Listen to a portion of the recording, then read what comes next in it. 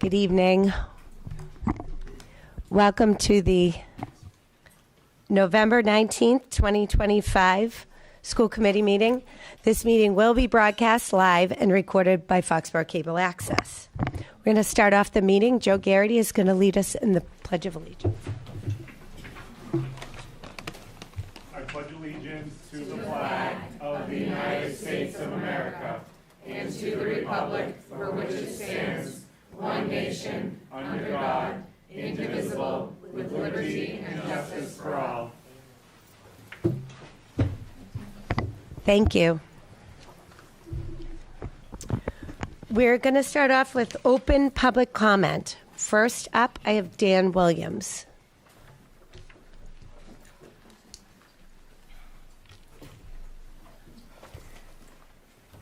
Good evening, everyone. Dan Williams, 835 Mount Hope Street, North Attleboro, and this is my 21st year teaching social studies at the Ahern Middle School.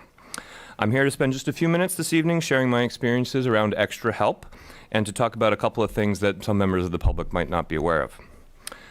Many teachers in the district provide extra help after school, sometimes on a regular basis and sometimes at request. Most of us are generous with our after-work hours, and if a student asked me to work with them after school, I would try to find a time that worked for both of us. Unfortunately, providing after-school help is not always effective, because often the kids who need the most help do not stay after school. Therefore, we provide extra help every day as an integrated part of the school day. Teachers are constantly assessing student understanding and providing targeted interventions as needed. This extra help often occurs as a core part of a class period, such as when teachers use the workshop model to deliver a mini lesson and then engage in reteaching concepts to individual students or to groups formed according to identified needs. Extra help is provided, as you know, by special educators and educational assistants in regular classrooms and academic labs all day long. Teaching in 2025 does not mean stand and deliver and hope for the best. We are constantly engaged with assessment and remediation. Extra help. In addition, for 7th and 8th graders at the Ahern, we've created a half-hour warrior block in the middle of the day, during which students can go get help from whichever teacher they need to see. My teaching team works together to make sure that kids go see whichever teacher they can help them the most on that given day. I've used this time both for reteaching concepts and to lead error analysis sessions to a selected group of students who demonstrate that they need the extra help. In fact, today, I had a group of students come to my room to take another look at the content that we're wrapping up this week. Next year, Foxborough High School will be introducing a similar program called Fox Block, which will be similar. It will run every day for 30 minutes, and each department will have a priority day on which they can call in a student for extra help. Most teachers do work unpaid hours beyond our teaching day, and as professionals, we decide how to best use this time. Some people use the time for additional work with students. Often, this time is used for grading assessments so that we can provide timely feedback and extra help to our students when they walk in the next day. Sometimes we use this after-school time for lesson planning and collaborating with colleagues. And many teachers run after-school clubs that provide important enrichment opportunities for our students. To conclude, as professional educators, we provide extra help every day in ways that work. And we deserve to have the flexibility to use our after-work hours as we see fit. Thank you.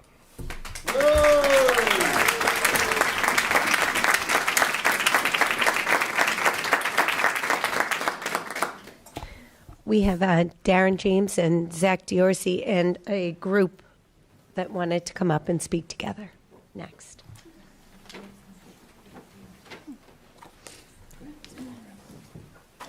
If you wouldn't mind, just introducing yourself in the microphone, please.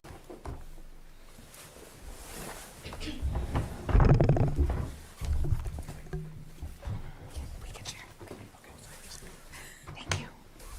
Thank you. Hi, I'm Jennifer Light, teach at the Borough School. I'm Caraway, I teach at the Borough School. Darren James, 12 William Street, resident of Foxborough, teacher for 22 years at Foxborough High School. Elise McMahon, I'm the wellness teacher at the Taylor School. Jackie Godbout, 4th grade teacher at IGO, 165 Chestnut Street in Foxborough. Zach Diorsi, Ahern Middle School Spanish teacher. And April Fuller, first grade at the Borough School. Good evening, Superintendent Burdos, school committee members, and Foxborough community. We stand before you today not only as a representative of our professional staff and educational assistants, but as a voice of fairness, dignity, and respect. For far too long, our dedicated educators and support staff have been asked to do more with less. We are entrusted with the responsibility of shaping young minds, supporting families, and ensuring that every child in this district has the opportunity to thrive. Yet, despite the critical nature of our work, we continue to face a lack of respect during negotiations. The membership continues to fight for a fair contract and for livable wages that fall short of what is needed to live in our communities. Our members have taken time to write postcards about how they feel about the state of negotiations and our ongoing contract negotiations. We urge you to read each postcard. We have chosen a few to share with you tonight. Good evening. At the start of each school year, professional staff and assistants are told how much the district values our professionalism, expertise, and dedication, making Foxborough a destination of choice. Each of our contributions helps our students to feel valued, supported, and heard. As a Foxborough employee for 27 years, I am proud to have been part of creating a culture and community of respect and teamwork. However, it is time that all educators, both teachers and assistants, also feel supported and heard and valued. So, Dr. Burdos and members of the school committee, I am asking that instead of telling us that you value us, please show us that you value us by giving us the respect that we deserve. Show us that you are listening to our testimonials and are concerned and concerns by providing productive solutions that address our financial and job-related concerns. Please search outside the box for creative solutions to show your educators that you value us and you care about our quality of life.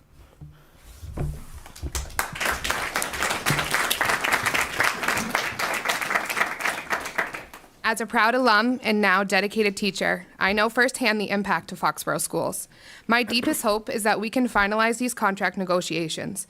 A successful contract isn't just about recognizing the dedication of our staff. It's about strengthening the foundation of stability and passion that benefits every student.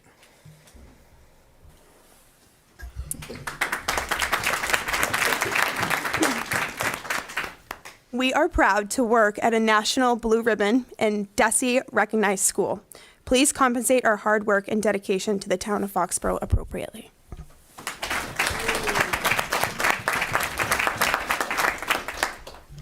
As a teacher, I pour my energy, creativity, and care into every lesson, every student, every day.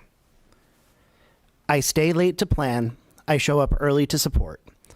A fair contract isn't just about pay. It's about respect. It's about recognizing the value of the work we do. When teachers are supported, students thrive, and that starts with fairness.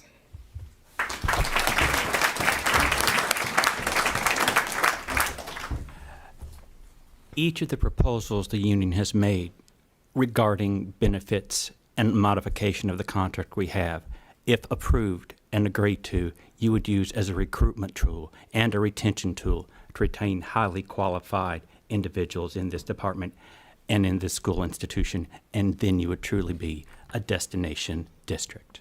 Thank you very much.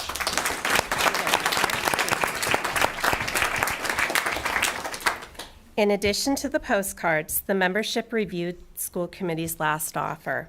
The membership completed a survey. An overwhelming majority of membership voted to reject the current proposal presented by the school district. This is not simply about numbers on a page. It is about the future of our schools.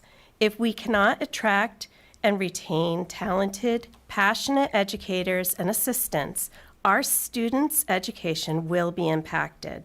Respect, fair contracts, and living wages are not optional. They are the foundation of a strong, thriving school system. We urge you to recognize the humanity behind the job titles. We urge you to stand with us in ensuring that every professional staff member and educational assistant is treated with the dignity they deserve. Our fight is not for ourselves. It is for our students, families, and the community we serve. Thank you.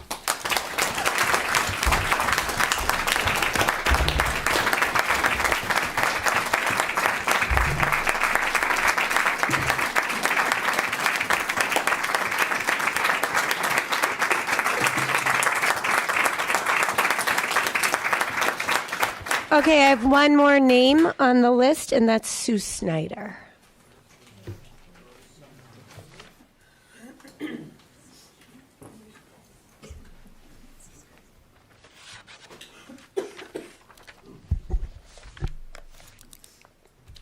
Hi, everyone. Hi, my name is Susan Snyder, and I'm a special education assistant at the Borough School in Foxborough, and I've been an assistant for 17 years, and I lived in Foxborough for over 30, and my kids went to these schools. I work in a sub-separate classroom with an amazing team, and we all truly love what we do. We teach severely autistic children, as well as students with complex medical diagnosis, trauma backgrounds, behavioral challenges, and students who can't talk or communicate. This is the first time that I have ever been on a negotiation committee.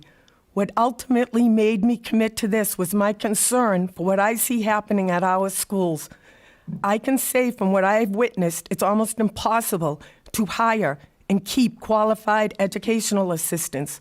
This affects the students because if a room is short-staffed or filled with the short-term subs that are not trained, the students might not get the services that are in their IEPs or the attention they need to learn and progress.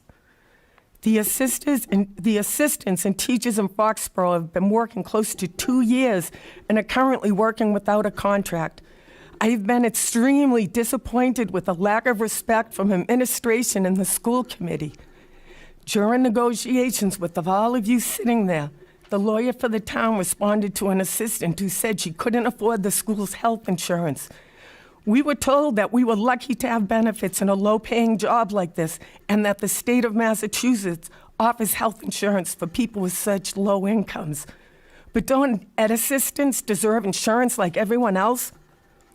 We were also told that you only need a high school diploma, yet 3/4 of our assistants have a degree or are working on one. The ed assistant's job description has not been updated in over 20 years, and it needs to reflect how much our job has changed. We were told we could leave if we weren't happy, but I love my job and I love my students. I'm simply asking for respect and for the district to recognize how important educational assistants are and give us what we deserve, a fair wage. We showed you documentation showing that you had the funds to cover the increased wages we were asking for, and you looked at us and agreed, but said it would not be going to us, educational assistants. Towns like Canton, Norton, and others pay significantly more and have better benefits.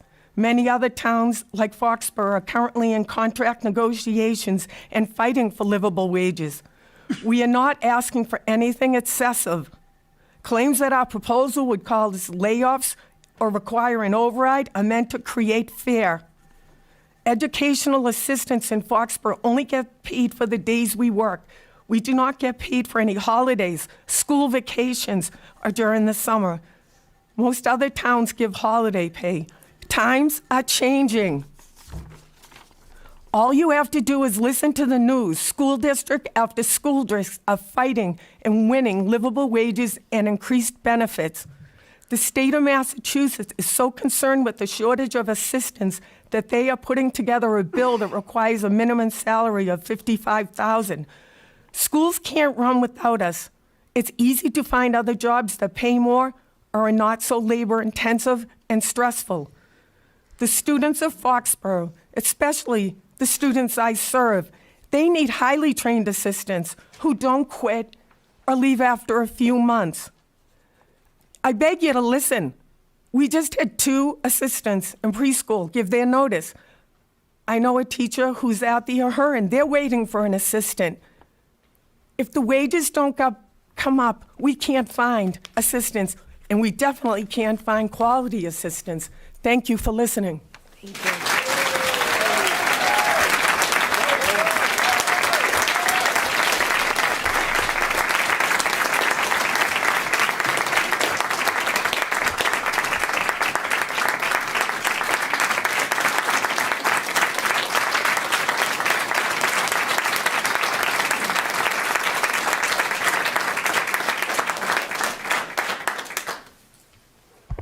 Thank you.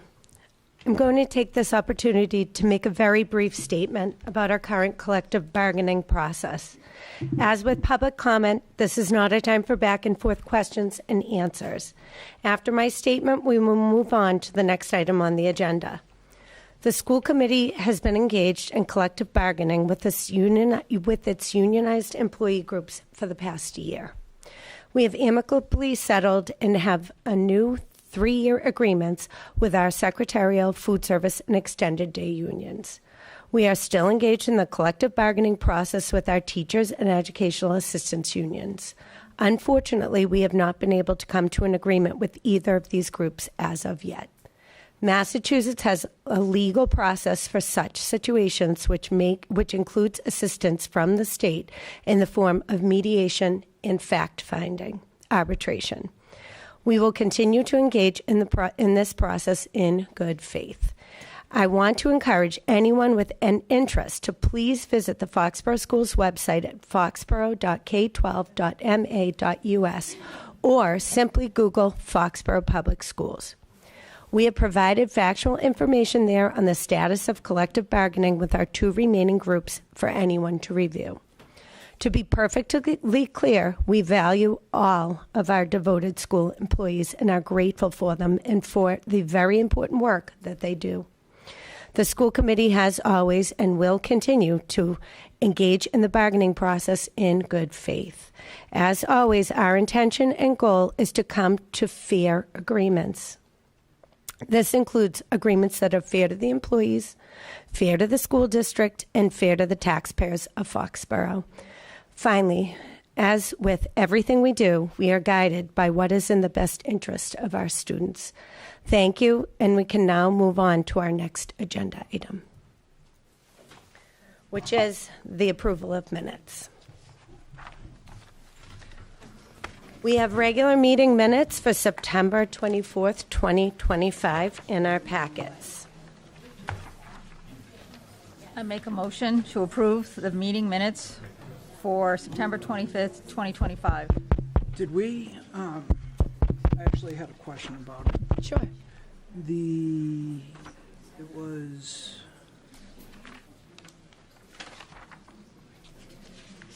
I thought we pushed back a date for the 5-year strategic plan. Didn't we push back that date to like January? We're going to present that at the December meeting. It was pushed to November. It was October. It was pushed to November, and then with only having one school committee meeting in November, we had to move it to December. Can you just cite where? Yeah, it's page 7, under Okay. goal 3. Thank you. Page 7 under goal 3. So it has Dr. Bertos' goal being by October of 2025. But I remember that we pushed that back, so we definitely don't want that to reflect October 2025. Good catch. Thank you very much, Pat. Can we just approve the minutes with that correction? So page 7, under superintendent goals, it says on goal 3, district improvement goal, it says by October 2025, but it should be January of 2026, correct? No, Oh, sorry. December. it would be December 2025. December, sorry, December 2025.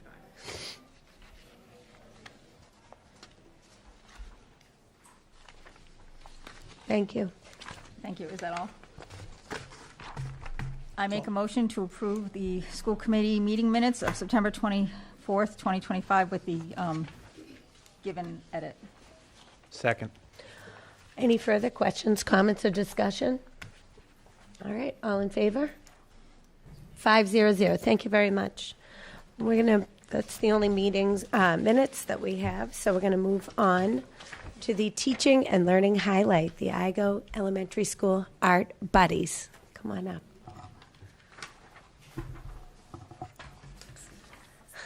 Thank you all for being here. Thank you.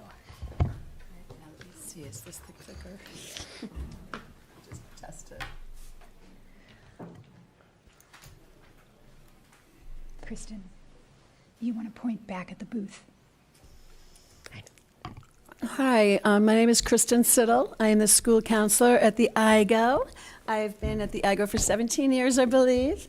And we're here tonight to talk about our Best Buddies, our Art Buddies program that we have. And this is Michaela. And I'm Michaela LaCroix. This is my 3rd year at the IGO as the art teacher. And yeah, Kristen Siddle's been an amazing partner through all of this. So this is our 3rd year working together as a team for the Art Buddies program. When Michaela's first year as an art teacher, probably her first, at the IGO, probably her first month, I said, what do you think about this idea of doing an Art Buddies program with some of our students? And she immediately jumped in and said, I think it's a great idea, no hesitancy, and she's just been so amazing to work with over the years. Oh, thank you. Likewise.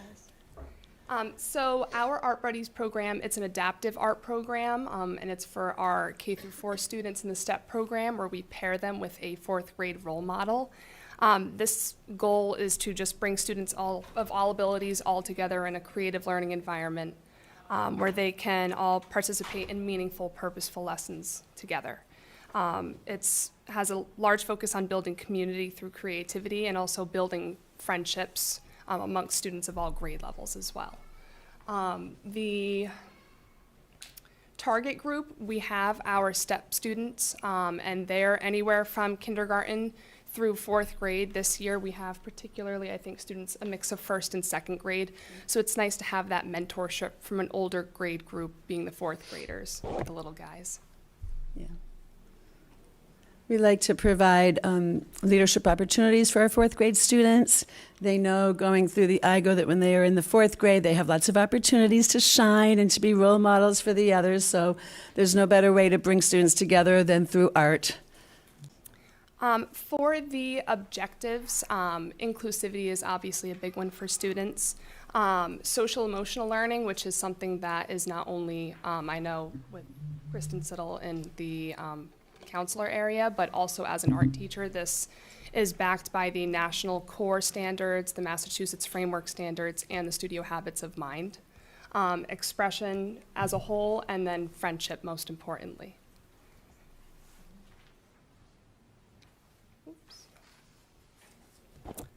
Do you want to break this one down? Yeah.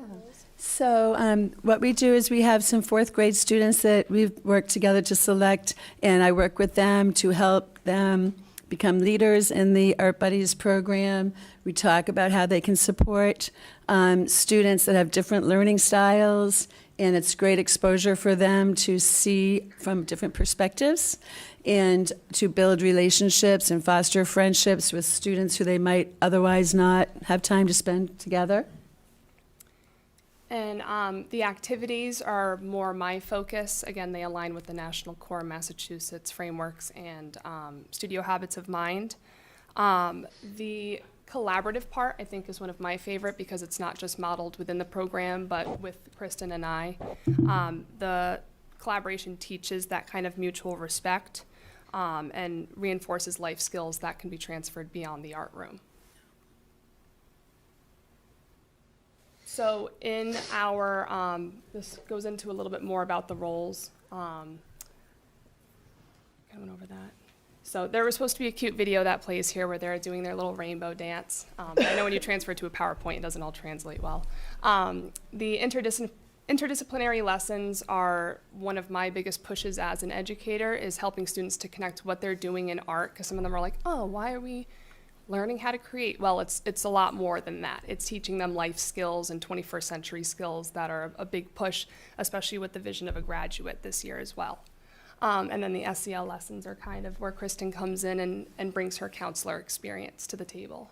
Yeah, we'll start our Art Buddies sessions with like a meeting together to do a check-in, to talk about our feelings, to share something special about each of them so they can build that relationship. Michaela does a wonderful job showing the students that the art that we're working on for the day, and it talks about our future goals for a collaborative presentation.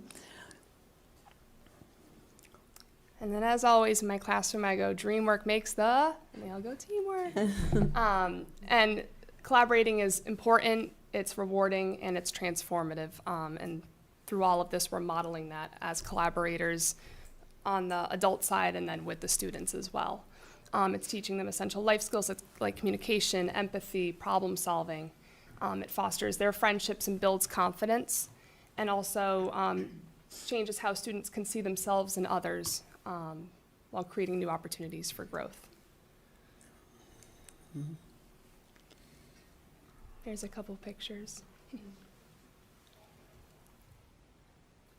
And then for the future, unfortunately with the World Cup, the Foxborough Street Painting Festival is not going to happen this year, but this is a future goal that we'd like to work towards, is bringing this beyond the IGO school and into the community, and having students participate in that in 2027. Once more information comes out, we'll kind of look more into that and finalize it, but that's a nice goal that we're working towards. Last year, for the art shows that Michaela's been doing, she had a special art buddies in the art show to display their artwork, and they were so proud for their classmates and their families to see their artwork displayed at a special area in the art show. Yeah. So Thank you. thank you. This, is just a nice program, and it's one of many things that the educators in Foxborough do to go a little extra. It might mean spending your Saturday driving around looking for craft stores that have the right supplies, collaborating after school, working in the evenings and the weekends to make these extra special things happen, because we think it's so important for the students to have a sense of belonging and a sense of pride in themselves. So I just wanted to say that thank you for all of the wonderful work you've done in this program, and also for educators across Foxborough who do these kind of things every day. Awesome. Thank you guys so much. Thank you for being here. Oh, wait. I just wanted to see if anyone else had any questions or comments for you, if you don't mind. Just for 1 second. Yeah. This makes me so proud. I'm an IGO alum parent, and now I have a little niece that's back at the IGO, so I'm so excited. And this is an amazing program. Did anyone have any questions or comments for them before they head off? I don't know. I just didn't want you to run away. I want you to know how much we appreciate you and all the work that you do. Thank you. Yeah, no, I'm excited to look through that lens again, through the child's lens.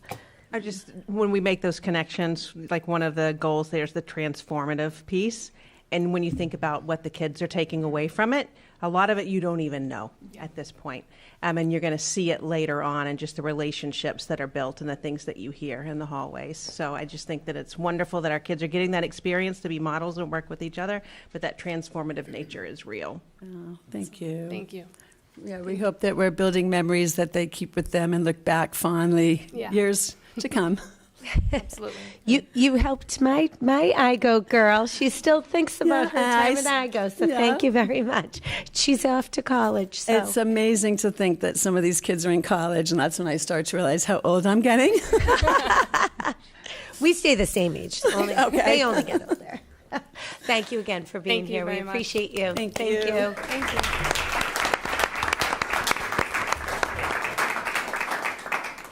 Great. We're going to move right along to the superintendent update. I'll first start off with some congratulations, and the first one being our production from the Ahern on the orphan train. That was under the direction of Scott Walker. I attended the Saturday production of that, and I continue every year to be amazed with the kids, the amount of lines that they learned, the expression, and then particularly with that one, just the historical piece. And then going back and forth with Scott, too, is just the conversations, really rich conversations based on that. But the set, all of the volunteers that helped to really bring it to life, it was quite the production, and the kids were amazing, as always. And then to be able to see more amazing kids, I would invite people to go to see Into the Woods Junior. That's coming up at Foxborough High School on the 21st and 22nd for our musical production that will be taking place, and it is all ages as far as kids to go. So come out and support our high school students as well. And then congratulations to our cheerleaders. They just placed third in the small co-ed category, and they will compete on Saturday at Worcester State University for the state championship, which is awesome. They will not be able to then cheer for our football team, which will also be playing on Saturday, because they will be playing at 12 as far as the it was the quarterfinals that they won, and now they're moving on. And so 12 o'clock at Bridgewater Raynham. So we will see them go up against Archbishop High School.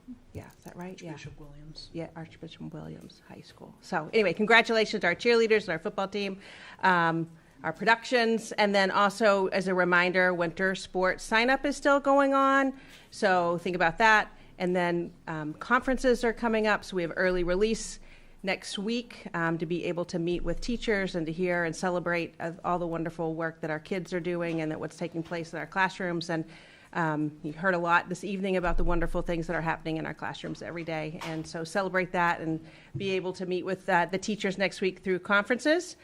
And the other thing I wanted to bring up has been sent out through myself an email, through principals, and that is the Fox Alerts. And if you want to sign up for that, you can go to the town website. That is it's a new mass notification system on the Foxborough town side. You can choose what you want to get as far as alerts, whether it's emergency, community kind of news that are going on. But again, you can choose which kinds of notices that you want to receive. So I encourage you to sign up for that. And that pretty much sums it up, I think. I would like to piggyback on great job by the students that performed in Orphan Train. Great job by the football players that, killed it on the field. But thank you to Foxborough, to our school resource officers and police department that helped navigate the traffic through that Ahern on Friday night. We had a play going on and a game, and I heard that it was smooth sailing. So thank you for all the planning. I'm sure a lot of administration did planning, and thank you to Foxborough Police to make sure we had a safe, effective, wonderful evening for everyone. So yeah, no, I'm glad you brought that up, Ms. Frazier and Dr. Donovan too. They did a lot of behind-the-scenes work with police too to make sure that it went smoothly. Yes, I'm sure there was a lot of shifting behind the scenes to make that happen. But I just want to say, I live right around the corner, and smooth sailing. Nothing but good feedback. That's great. That's all we want, is that people to be happy, healthy, safe, win, perform. So thanks. Yeah. So get out this weekend and go see Into the Woods Junior at Foxborough High School too, as well as football, and if you can cheer on our cheerleaders. For sure. All good stuff. Thank you so much. Anyone have anything else? All right. Thank you. All right. We're going to move on to our school committee student report. We have Yasmin and Stevie. All right. So for the Ahern, the book fair is going on this week. And then next week is going to be, or let me check that. I think that it's 2 weeks actually. It's going to be the elementary school book fairs. So that is happening. College fairs are continuing in the downstairs media center in the high school for the rest of this month. This month is also Children's Grief Awareness Month, and all of the guidance offices at all the schools have information to help anyone dealing with that. And then that's it for me.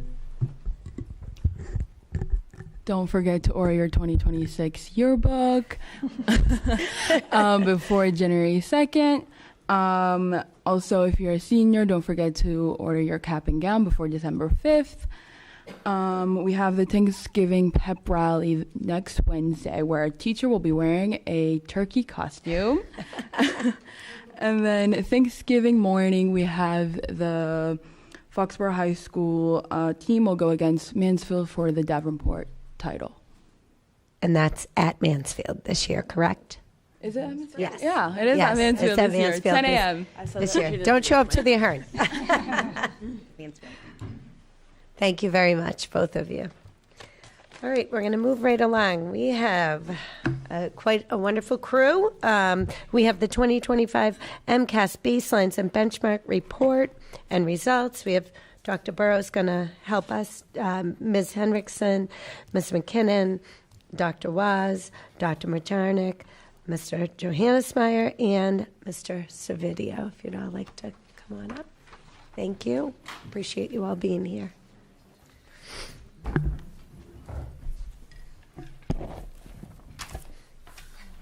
Okay, so we're going to do this in pieces so that everybody has a seat at the table and there are enough chairs.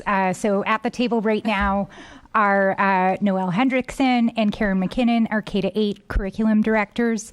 I'm going to talk for a minute, give you the 30,000-foot views, and then I will punt it over to our curriculum directors, and they can talk in more depth about how we get these amazing student outcomes.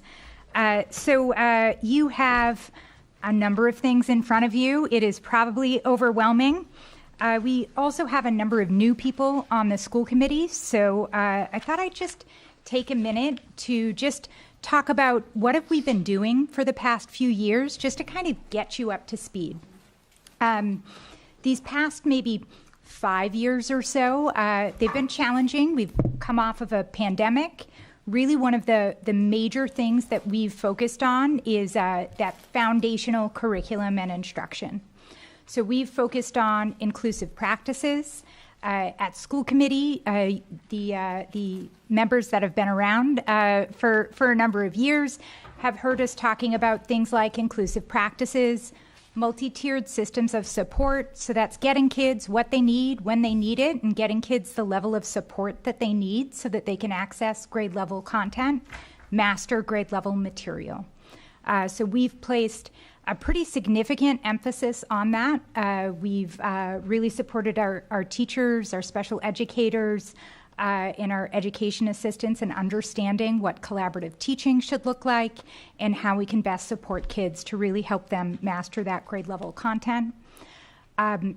We've also shifted a bit in 5th and 6th grade. We've started standards-based report cards, which is yet another, even though it might seem a little different than inclusive practices, it's yet another touch point where we're focusing on foundational curriculum and instruction. These are the grade level standards. This is how we're supporting our students in mastering the grade level standards. Over the course of maybe the past year and a half or so, we've had some opportunities to focus on innovation. We kicked off last school year with an AI day, a digital learning day. We've spent a little bit of time helping our students and helping our staff understand how to use AI tools and understand really how those AI tools and accessibility features are helping our kids. And we've also coupled all of that with research. So these past few years, Karen McKinnon and myself have been working closely on the science of reading and making sure that our elementary teachers are getting training on what that means and how that might shift teaching and learning. So I know that's a lot. That's kind of a crash course on what we've been working on for the past 5 years. But the point being, tonight is really a presentation about data and about assessment and student outcomes, but none of that is possible without that hard work around curriculum and instruction that we've been doing on a daily basis, on a yearly basis, with our curriculum leadership team, with our educators that are in the room this evening, and I'm so happy that you've stayed. It's been a lot of hard work, and we have a lot of success to celebrate tonight. I'm really proud of where we are, and I think everybody in this room should be really proud of where we are. There's so much to celebrate tonight.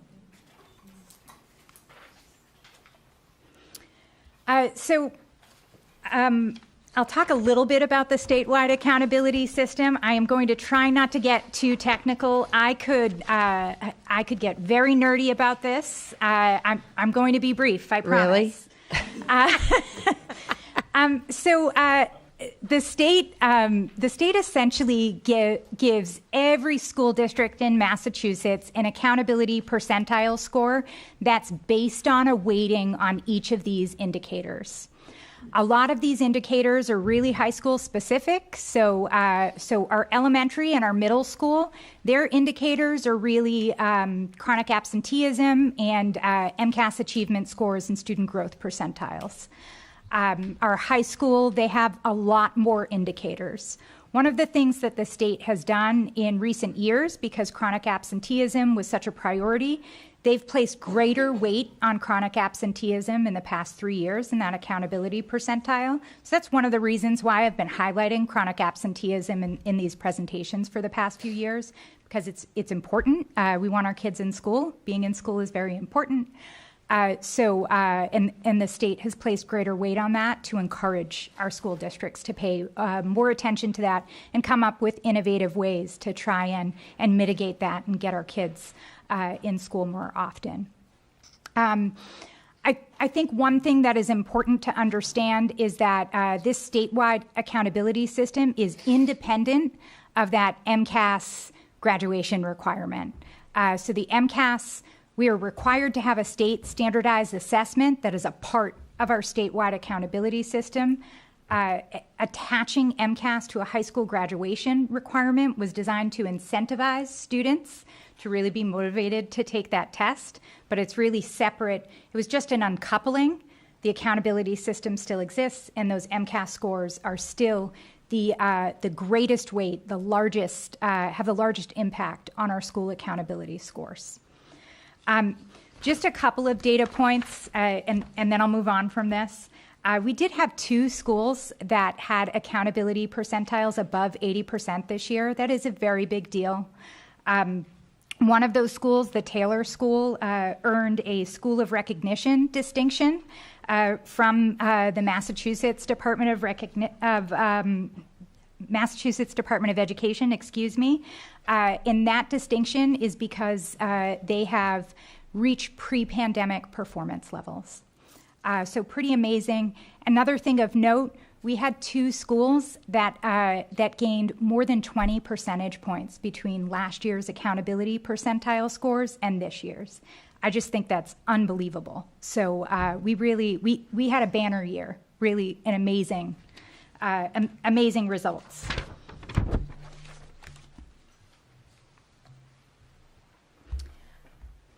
So I like to put things into perspective. It's a nice round number. I like giving you a bit of a frame. Where were our kids in spring 2025 when those kids sat for the MCAS? Where were they 5 years ago when the pandemic was in full swing?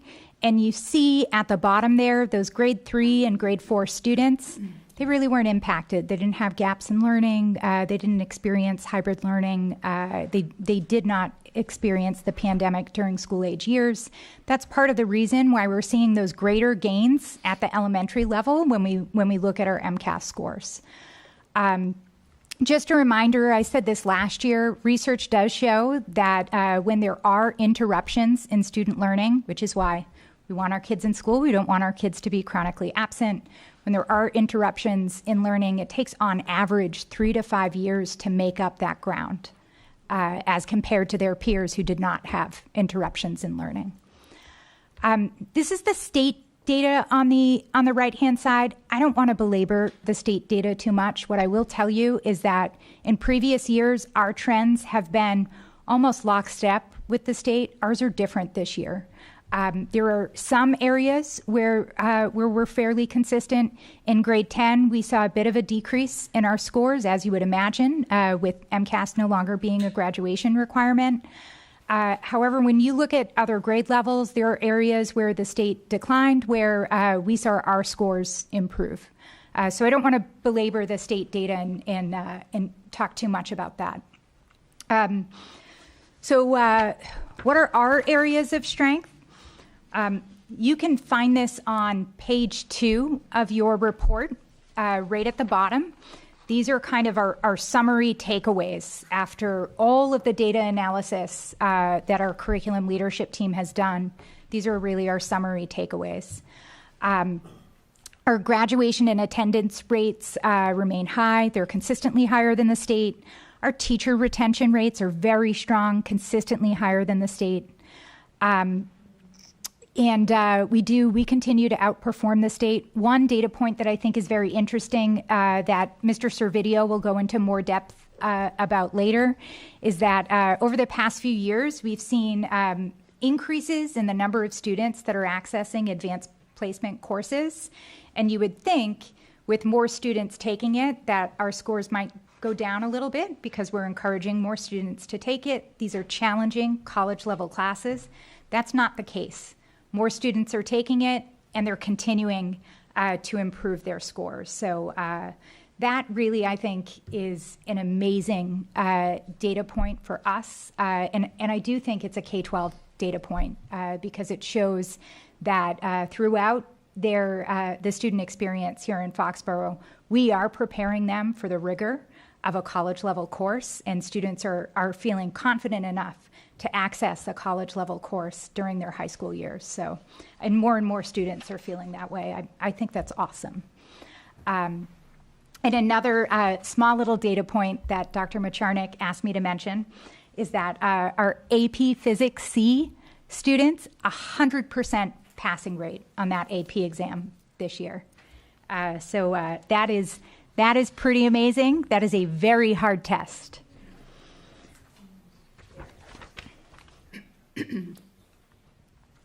So here are some of those data points and numbers. I do tend to grab the same data points every year for you so that you can see that consistency. And I intentionally, when I grab these are from the District Analysis and Review Tool on the Massachusetts Department of Education website. It's public data.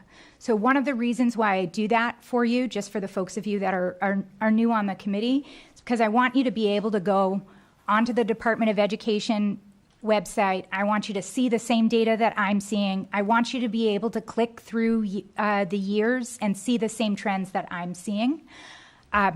There is quite a bit of information on that website. These are just the data points that we've consistently shown you because they paint a clear enough picture of what's happening in our schools. They give you a good representative sample. If you take a look just at our MCAS grades 3 to 8 average scaled score. This is a data point that the department consistently mentions every year. And if you compare just where Foxborough is in the 24-25 school year, you see that ELA grade 3 to 8 average scaled score and the math average scaled score, that 500 and 504 that we see there. Those are actually consistent with our 2018 numbers. So we're now at a point which I think is fantastic. We're now at a point where that average score has reached our pre-pandemic numbers. So very happy with that. A couple of things that I'd like to point out from that table. Our chronic absenteeism rate, I went in and grabbed the state's chronic absenteeism rates just so you could see the difference. Absenteeism is for students that are absent 10% or more in the school year, so that's 18 or more days. We have, it was certainly an issue during the pandemic. We've drastically decreased those numbers, and we're continuing to decrease those numbers. We want our kids in school. It is very important that kids are in school so that we can mitigate and make sure that there are no gaps in their learning. Another data point that I think is really cool, and I hope you will too. So when you look at Foxborough as compared to the state, that's our special education population over the course of the past 5 years. And if you look, Foxborough's population is going in the opposite direction of the state. And really, when I look at this data point, I want to be careful not to make the conjecture here that this indicates a downward trend. I think this data point really illustrates the work that we've done around inclusive practices, the support that we've been providing in the classroom to our students, the collaborative teaching, workshop model, the differentiation that we've been doing in the classroom. I think that this data point is really an indicator that we're identifying students less for special education services at that level. We certainly have a number of students with disabilities across the district, and those needs are dynamic, so that number is always changing. I don't expect that number to continue to decrease. I just think that image is a clear picture of our work around inclusive practices. I started sharing the views of climate and learning data last year with you all. This is a survey that students take at the end of their MCAS test. The department has been collecting this since 2018. This assessment is done in grades 4, 8, and 10. Foxborough had over a 90% participation rate, which is much higher than the state in grades 4 and 8. In grade 10, it was a little less, as you can imagine. The state has been collecting this data since 2018. I'm sharing it with you just so you're aware of the types of questions that your student might be asked at the end of the MCAS. I think it's pretty amazing that kids are sticking with these questions at the end of the MCAS. They are optional, and we have over a 90% participation rate in our schools. This is an example in grade 4. This is in the engagement category. A couple of data points that stuck out to me. In my classes, students teach each other how they solved a problem. I thought that was pretty cool. If you look on the right-hand side, there is the state percentage point on the far right, and then the Foxborough percentage point, just one column in, so you can see that difference between Foxborough and the state. And I think it's pretty interesting that our students are being asked to teach each other how they solved a problem at a greater rate than the state. This other set of questions is a grade 8 example. This is through the instructional environment category. When you look at the data on the right-hand side, again, you'll notice some differences between our students and the state average. The data point that I really like, 95% of our 8th graders said, "My teachers believe that all students can do well in their learning."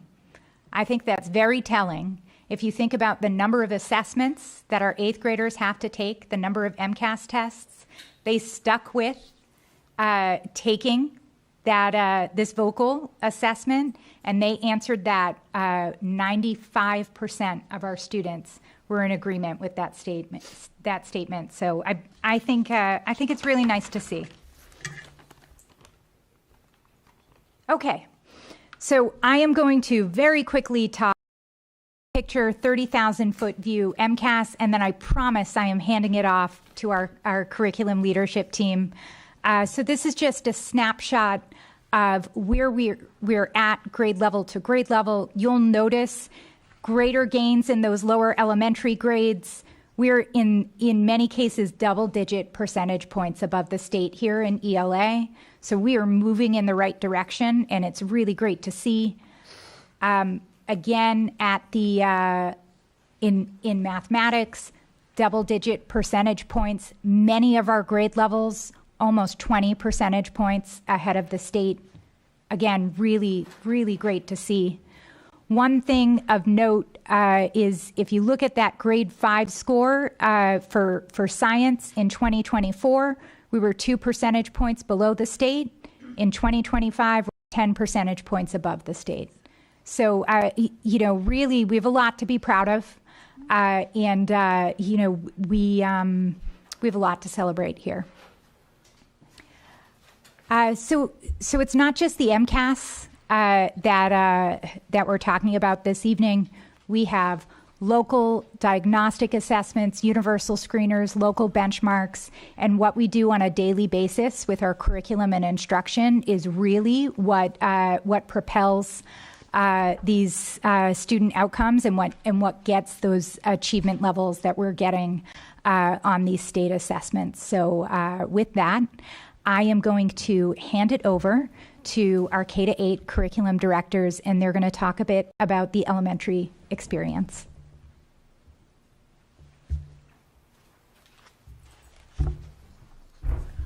Hi, everybody. I'm so happy to be here tonight. This is one of the nights that I look forward to the most, because for me, this is about celebrating excellent teaching, excellent instruction, and the day-to-day instruction that got us those scores. So that's kind of what this is about today, is celebrating excellent teaching. I have a lot of pictures because I take a lot of pictures when I go into classrooms a lot. So I just wanted to share with you, our elementary math experience You're going to see them through these pictures. A lot of game playing, a lot of tools in kids' hands, a lot of small group instruction, a lot of meeting kids exactly where they are. I don't know if we can play the video. I don't know if it'll work. And it's okay if not. That's a video that I got sent probably the third week of school, and it's a fourth grade teacher that said, all right, you guys, it's time for, and she said, Math Fact Lab. And it's this online fact practice, and they just erupted like they had won the Super Bowl.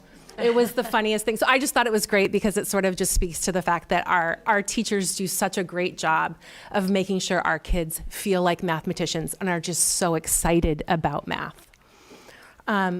Dr. Burrows did mention, the scores and all of that, which is wonderful. Our third graders, over 68% of them were meeting or exceeding expectations on the math MCAS, but it's because of what you see in these pictures. It's because of small group instruction, kids at a table with their teachers and their needs being met exactly with what they need. You see vertical whiteboards at the bottom there, kids encouraged to stand up, share, collaborate, and to Dr. Burrows' point, talk about math. Those numbers are because of the intentional math planning that our teachers do every single day and get our kids so excited to do math. We were really excited about a couple little things at the standard level. This is the stuff that I talk about with teachers at PLC meetings. But that Math Fact Lab that I spoke about, it's ways to see math problems visually, not just memorizing and doing it in a visual model. But we were so excited to see that 88%, we grabbed 88% of those points in multiplying and dividing within 100 because teachers get the kids so excited about a Math Fact Lab day. I mean, that's what it comes down to, is that's why you see that. The number of operations and fractions as well, the first time these third graders are seeing fractions, and we grab so many points above the state. And I like to refer to this test as the K-3 Math MCAS. All of those standards there began in kindergarten. And because of that, we celebrate every single teacher whose name has been on that child's, who's had that child on their roster from kindergarten all the way to third grade, because that matters so, so much. Fourth grade, again, really did a great job above the state with everything, but I wanted you to see the small group instruction on the left. I wanted you to see a kindergarten student in the middle there learning how to do math workshop. How do I make a choice? How do I play a game? How do I transition into a small group? Those are the things that make it so that in 8th grade we can do an effective math workshop. In the middle picture, you will see kids playing a game. And then this could vie for my favorite picture of the year, which I have a lot of good ones, but this one on the right, I was co-teaching in a 4th grade class, and we were teaching the vertical number line on how to round, and this little girl was struggling a little bit. Finally, she gets it, and she said, can you take a picture of me? This is the greatest thing I've ever done. And so if you see that picture of her, that's pure joy on her face. And again, you can't put a score on that. You can't put a number on that.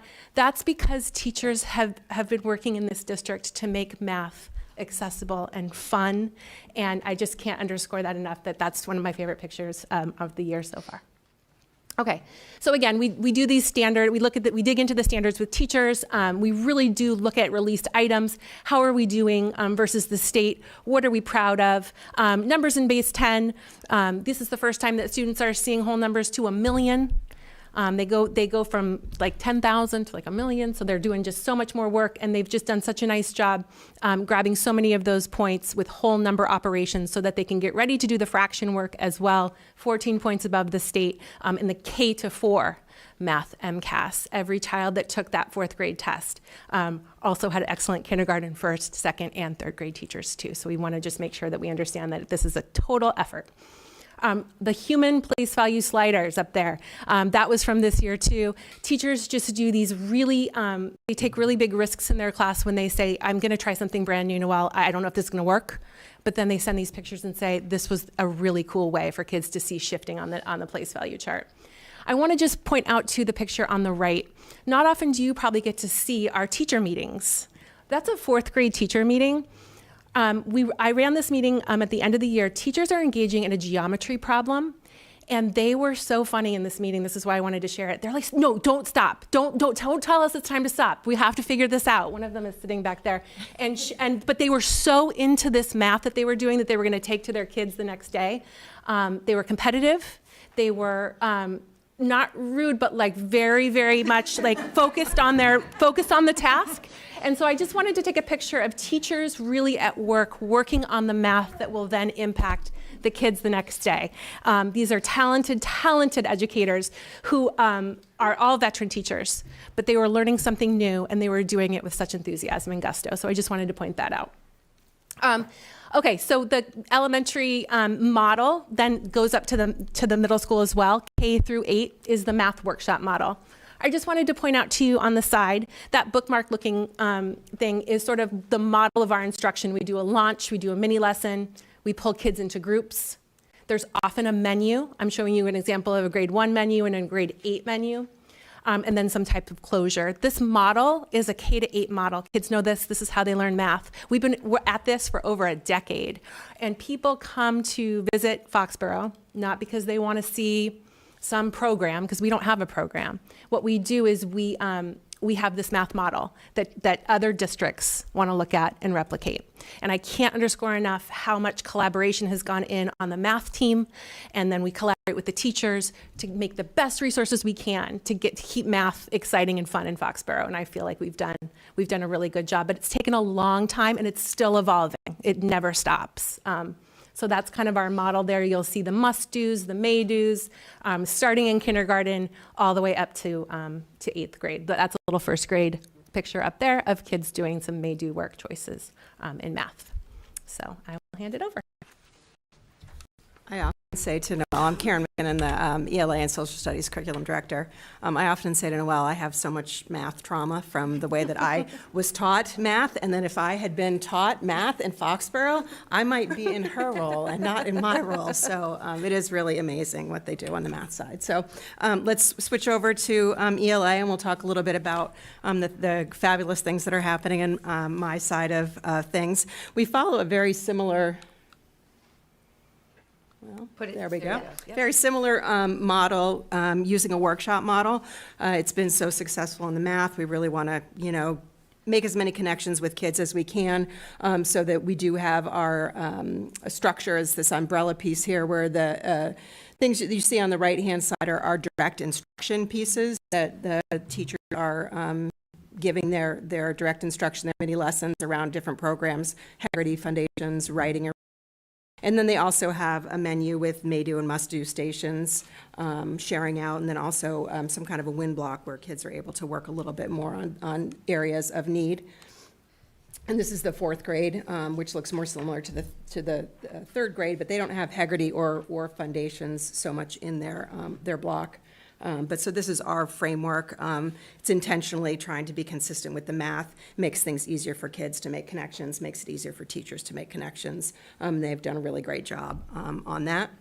As Dr. Burrows said, the students did really well in MCAS on 3rd grade, being considerably above the state, and the same thing with 4th grade. So I'm really pleased with the attention and the time that the teachers are putting into really make a commitment to increasing what we call stamina in reading and writing. So the amount of time that kids spend reading and writing in class is making a difference for kids.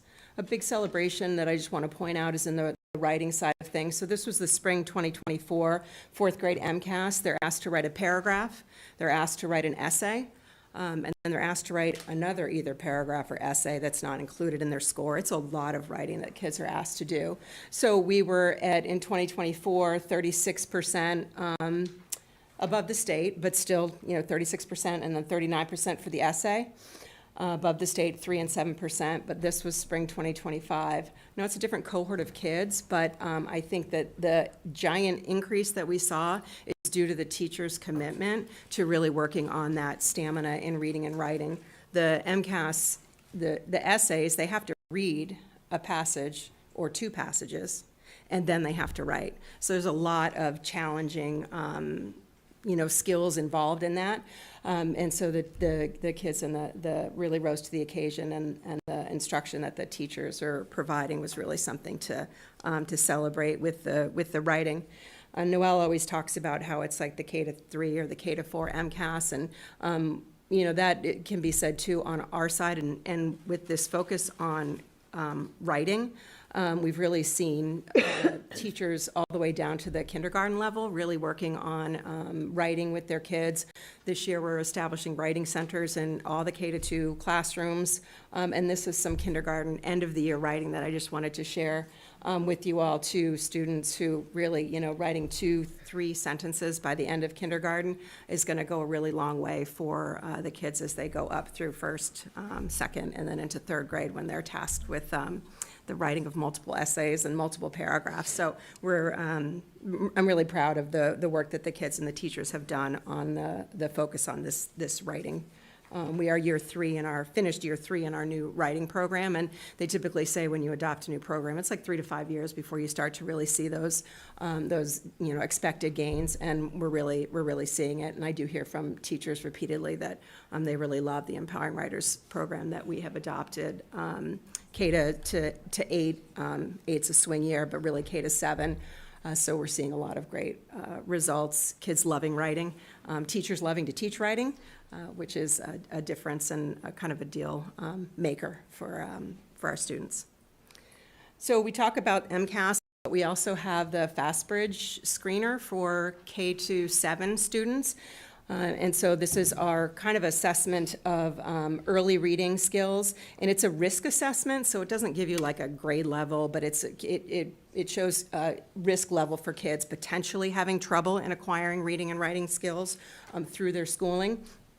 So I wanted to highlight that we started this in 2021, and we've had a 10% increase for our K-1 students over the course of starting this, and that's attributed to the real commitment that teachers have made to foundational skills, teaching phonemic awareness and phonics in the early grades. So I wanted to highlight that as a great success for us in the district.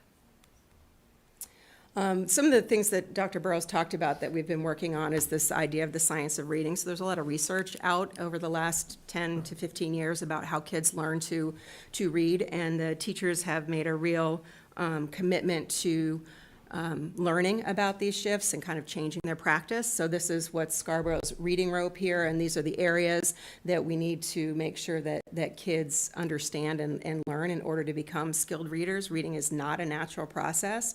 Many of people who are my age, back in school, we were taught that it was natural, just like learning to speak, and we know now that it's not. So teachers have been tasked with kind of, on their own time, learning, researching, and then we've also worked to provide some professional development for teachers. So we're in the middle of a 2-year, we're in the middle, finished year 1 of a 2-year partnership with the Hill for Literacy, where we're providing professional development for all K-4 teachers on the science of reading, and it's delivered through our professional development days. So it's been great to have all the teachers on board and trying to update their practice as much as they can.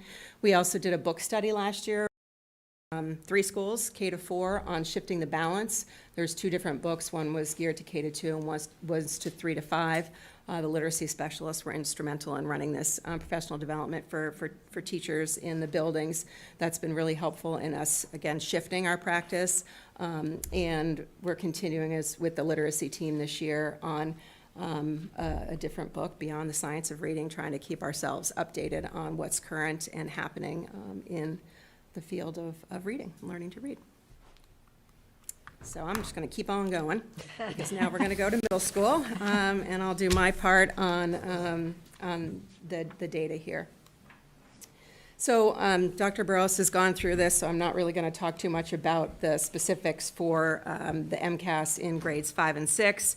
One of the things that I do want to touch base on is the 5th grade. We typically, it's a transition year for kids, right? They come from, 3 elementary schools. They're coming into the middle school. So, it's a big kids school now. They're all combining together. It's typically a challenging year on MCAS. It has been, and we've did really, really well this year. So I think I can't commend the teachers enough for their real commitment on this focus on writing. When you're writing, you're reading, you're thinking, you're talking, you're doing all the things that we want them to do in literacy. And so by focusing on this writing, we've really seen some great growth. This was the fifth grade ELA scoring 60%. 12% above the state on their essay. That's really, like, we have not seen that in fifth grade in my time here, so really impressive. And I wanted to highlight a couple of things, that we had 19 students in fifth grade receive a perfect score on an essay. And this is, again, when they're asked to write 2 essays and a constructive response. And then 59 students receive 5 or 6 points. It's really just tremendous work. And then sixth grade, 21 students received a 7 or 8. They get up to 8 points starting in sixth grade, so it's a little more challenging. And then 55 students at a 5 or a 6. And that's not to discredit all the boatloads of kids that got the 4s and the 3s, which is also wonderful. But the teachers really committed to this writing, embracing the Empowering Writers program. Anytime you adopt a new program, it's challenging for the big people and the little people. So I'm really pleased with the work that's been done. 7th and 8th grade, typically, doing pretty well on MCAS, and that is, continued. So I feel like in ELA all across the board, we're heading in the right direction. We have a new MCAS this year. So we have a civics MCAS. This is the first year that the MCAS was administered to all students. We did participate in the pilot last year for MCAS, so we had a little bit of a leg up of kind of what this might look like. We didn't have as much of the data that we got this year, but the assessment was really developed in response to kind of this renewed call to action in Massachusetts and across the nation on civic learning and to strengthen the democratic knowledge in general. There was a law that was passed in Massachusetts in 2018 to promote and enhance civic engagement. So this is the test that's kind of the next step in that process. So what's on the civics exam? That's 2 parts. There's an end-of-year course that will cover the full range of civic standards that are taught in the 8th grade classroom. And then there's a 1 state-level performance task that's centered on one of the topics that are covered. So these are the 7 topics that are covered in civics. Last year, they told the teachers which topic it was going to be, so it was topic 4. And so my 2 civics teachers knew that and were able to kind of really help prepare kids as best as they could. The first time you do it, you don't really have a lot of guidance or information around it, but I wanted to show you guys a few samples of questions. So this is not just a memorize the facts and spit them back out kind of assessment. They get to view multiple sources. It's a thinking assessment. They could look at the different sources and they have to make decisions. There's multiple choice questions. There's essays. There's multiple part questions. It's a lot of reading and certainly then writing. The constructive response writing, it's the short answer writing. All of these questions ask the kids to explain the why behind some kind of law. So not just that I know that this law exists, but why does it exist and who might benefit from it and who might not benefit from it. So that the test is pretty complex, and there's a lot of writing that's involved in it as well. I would say for our first go-around, we did pretty well. We don't have a graph that shows multiple years because this is our first attempt at it. But we were above the state, and that's always the goal and the benchmark that we want to be at. But we did spend quite a bit of time with the civics teachers looking at the released items and looking at the released student writing to kind of get a better handle on what the test is, what the expectations of the test are. And I feel really confident that we will be able to increase those scores as we go through.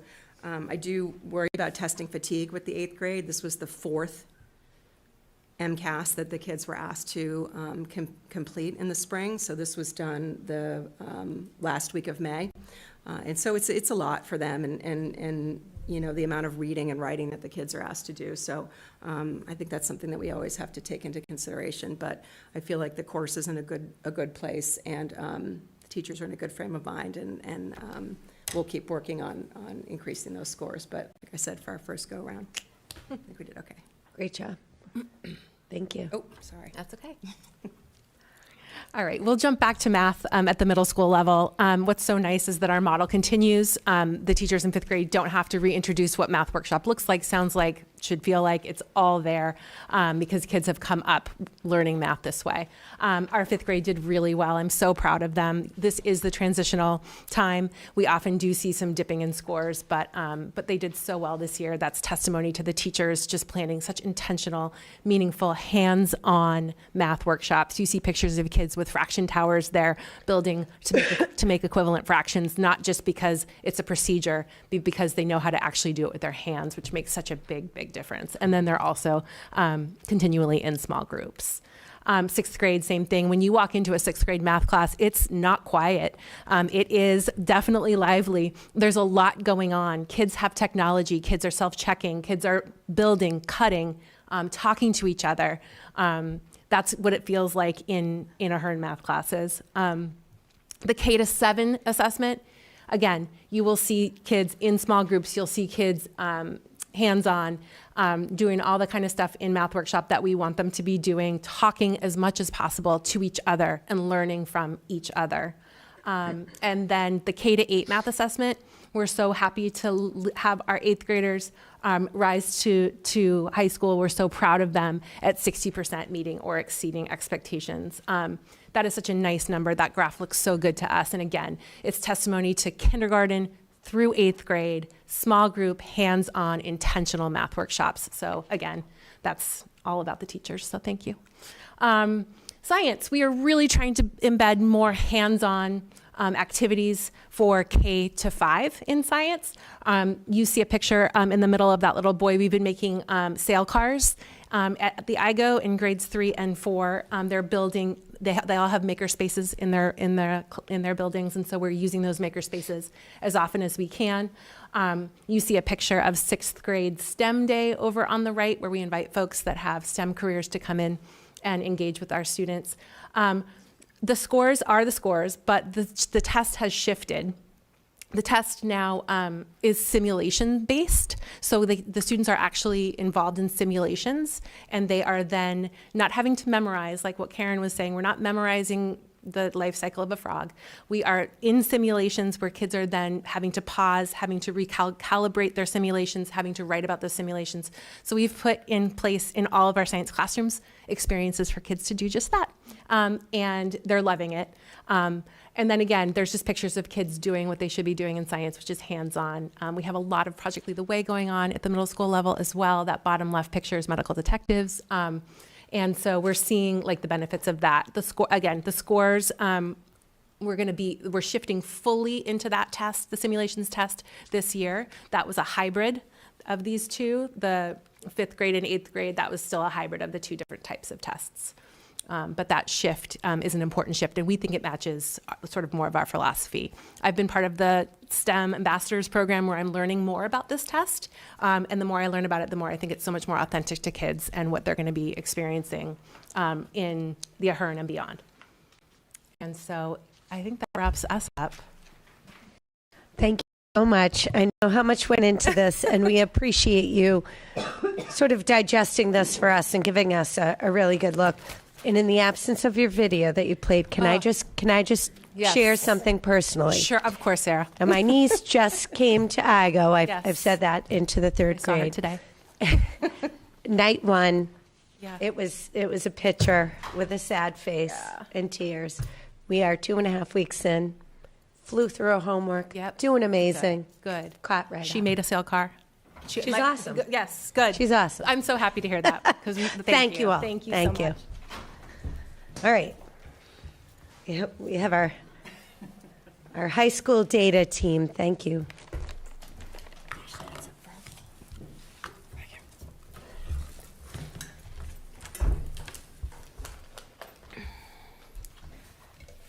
Okay. Thank you. It's good to be here. I'm Shannon Wazalewski. I am the English department head at the high school, and I'm here to talk about the grade 10 ELA MCAS results for 2025 and highlight the work that our English department has done to support student learning.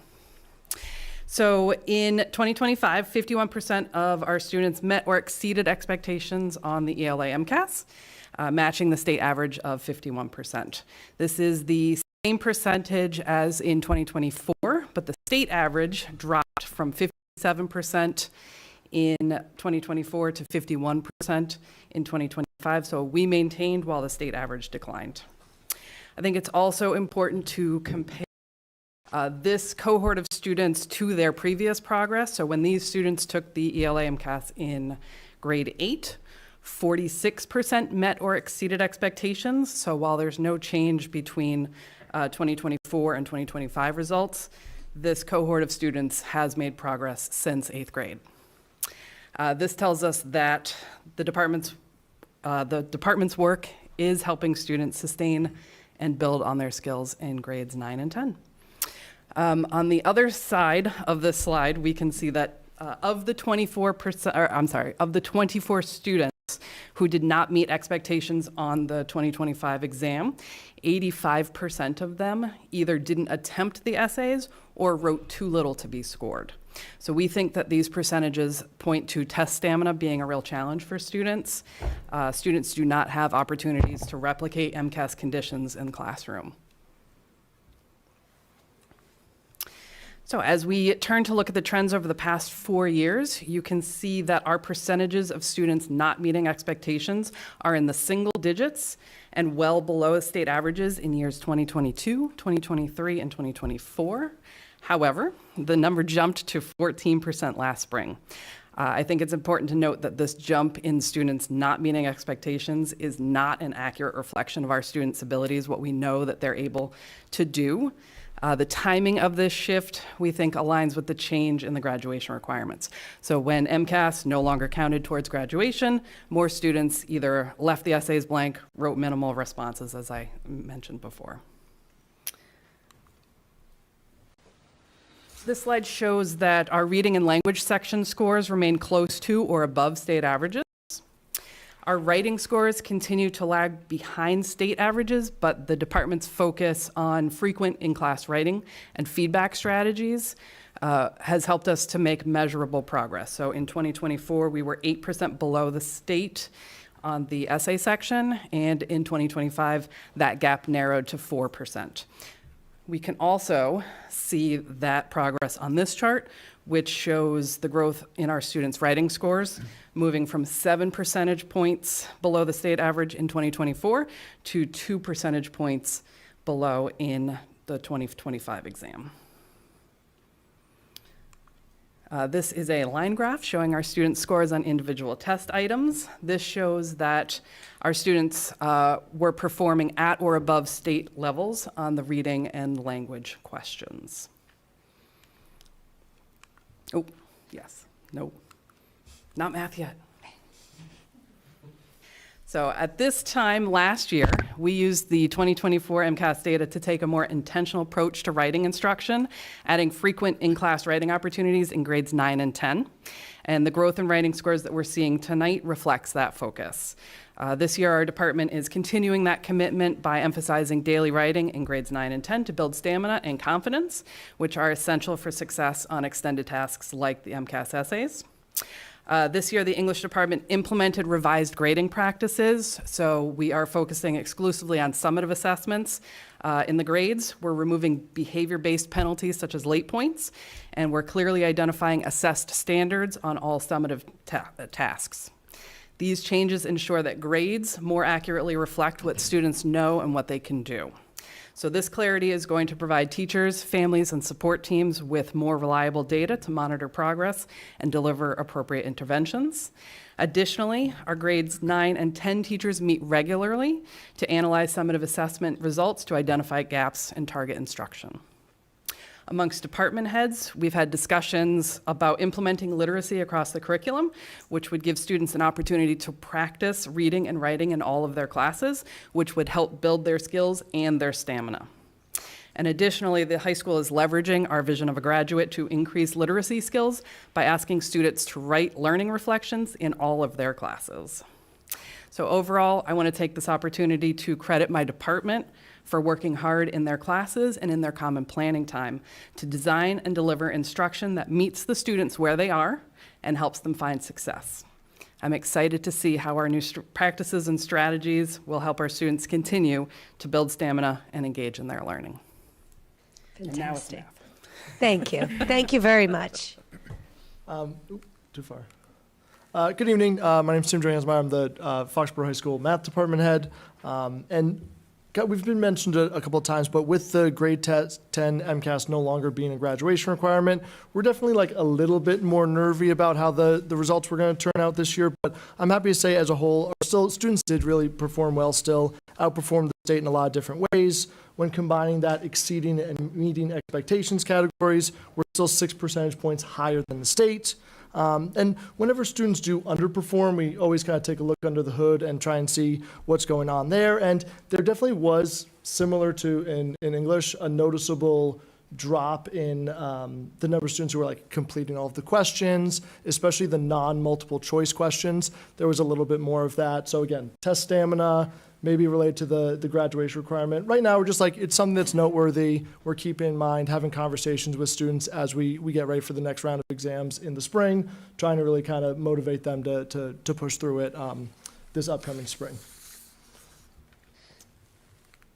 Again, we show this every year. Last handful of years, relatively consistent results, no major shifts. I just wanted to highlight the not meeting expectations, just like in English, remains in the single digits, and our gap between us and the state has been widening over the years from 5% back in 2022 up to 9% for the last couple of years. Hopefully we can kind of push that into the double digits going forward. We've got a lot of content domain areas, and when breaking it down domain by domain, we are really exceeding our expectations, performing above the state in all but just 2 of the domains, and the 2 that we're below, like one of them is tied and one's just 1 point below, but we always like to just kind of note that, helps us to inform our instruction, what do we need to kind of shine a light on in the future to try and close some of those gaps. For example, a few years back, circles were the only domain that we were a few points below the state in.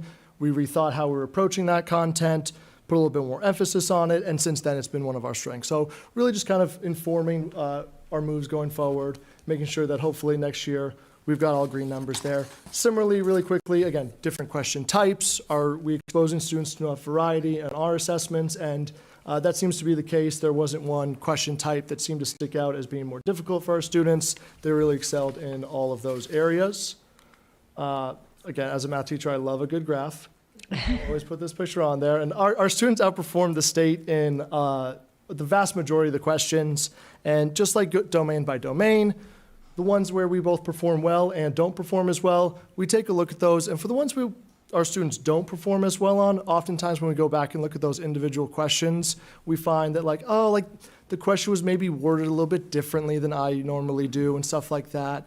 And it really just highlights the awareness that, again, we know that as teachers, we don't want to be stuck in the same routines. We want to make sure we're mixing it up. And we also want our students to be able to apply their knowledge in a variety of ways, because it's impossible to ask every single question every single different way. So just making sure that they've got those transferable skills that they can tackle whatever they're given. And one of the things that we've been trying to do to help improve those skills, I've talked about a few times here before, is that a couple years back we did a book study on building thinking classrooms, and really been incorporating those practices more and more. My favorite quote from the book is, if you want students to think, give them something to think about. So it's really just focusing on more and more opportunities for students to wrestle and bounce ideas off each other with new concepts, rather than just telling them, okay, here's the steps, here's how you do it, and then go from there. I want to show a couple examples this year of what those tasks look like. So for example, this statistics example on the left, of course I picked statistics. It could be easy just to say, okay, here's a set of 5 numbers, calculate the average, add them up, divide by 5. But really this task gets to more the idea of well, what is the mean, right? There's conversation about it being the balancing point in the distribution, the fact that for the mean to remain at 3, the sum of the data has to remain at 15. So all those kind of secondary levels to it really come out in these sort of tasks that students really just kind of discover for themselves. And a new tool that we've been using, this came out of our curriculum review last year, is Delta Math. And one reason why we're really excited for it is that the MCAS data is really nice, but by the time we get it, it's too late to really do anything in the moment to make any sort of intervention, but Delta Math is allowing us to get real-time data to make intervention with students, know, okay, we're ready to move on from this, we need to spend a little bit more time. I put some stats up there just because I found it really interesting. I double-checked this morning, we have surpassed 100,000 hours so far, just in the first few months of school, which is a lot.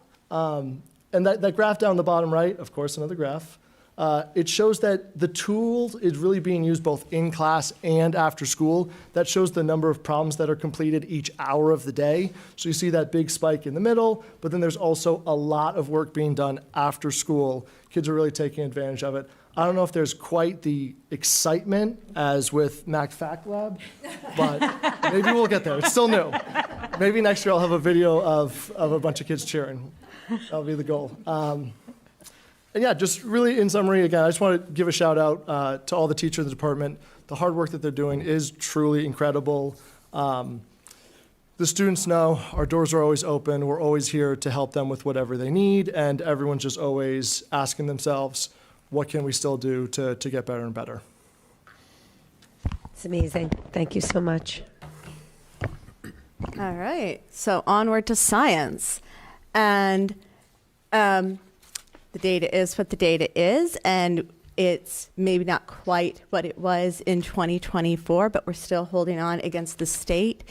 And I actually went back and dug out what the shift was for the difference in when MCAS transitioned from not counting way back in the ancient past to counting, and that there was a 16% jump in students that were like in the correct direction, that from not meeting or partially meeting, and that we have this we only have a 13% drop this time. So, you know, it's not a huge thing, but it lines up, and so that's worth knowing that it's about what you might expect. I think we have the same issues with the constructed and open response questions, but I think the more important thing to point out is that we have those 19 students at the top who are exceeding expectations. And those 19 students took their time, you can tell, because they earned 100% of the possible points in the constructed response items. And that shows us that when the students take their time to do things, they really can do them, which I think is really important for us to highlight.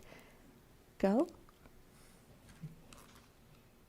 My big head blocking it. There we go. Again, how things go year by year. I'm not that excited about this one way or the other, but you can look and see and enjoy. Always happy to hold on against the state. This is where I get excited. So these are our domains. The test is in biology, and probably this is the moment when I should go ahead and point out that my data that I have been presenting to you here is for 9th graders.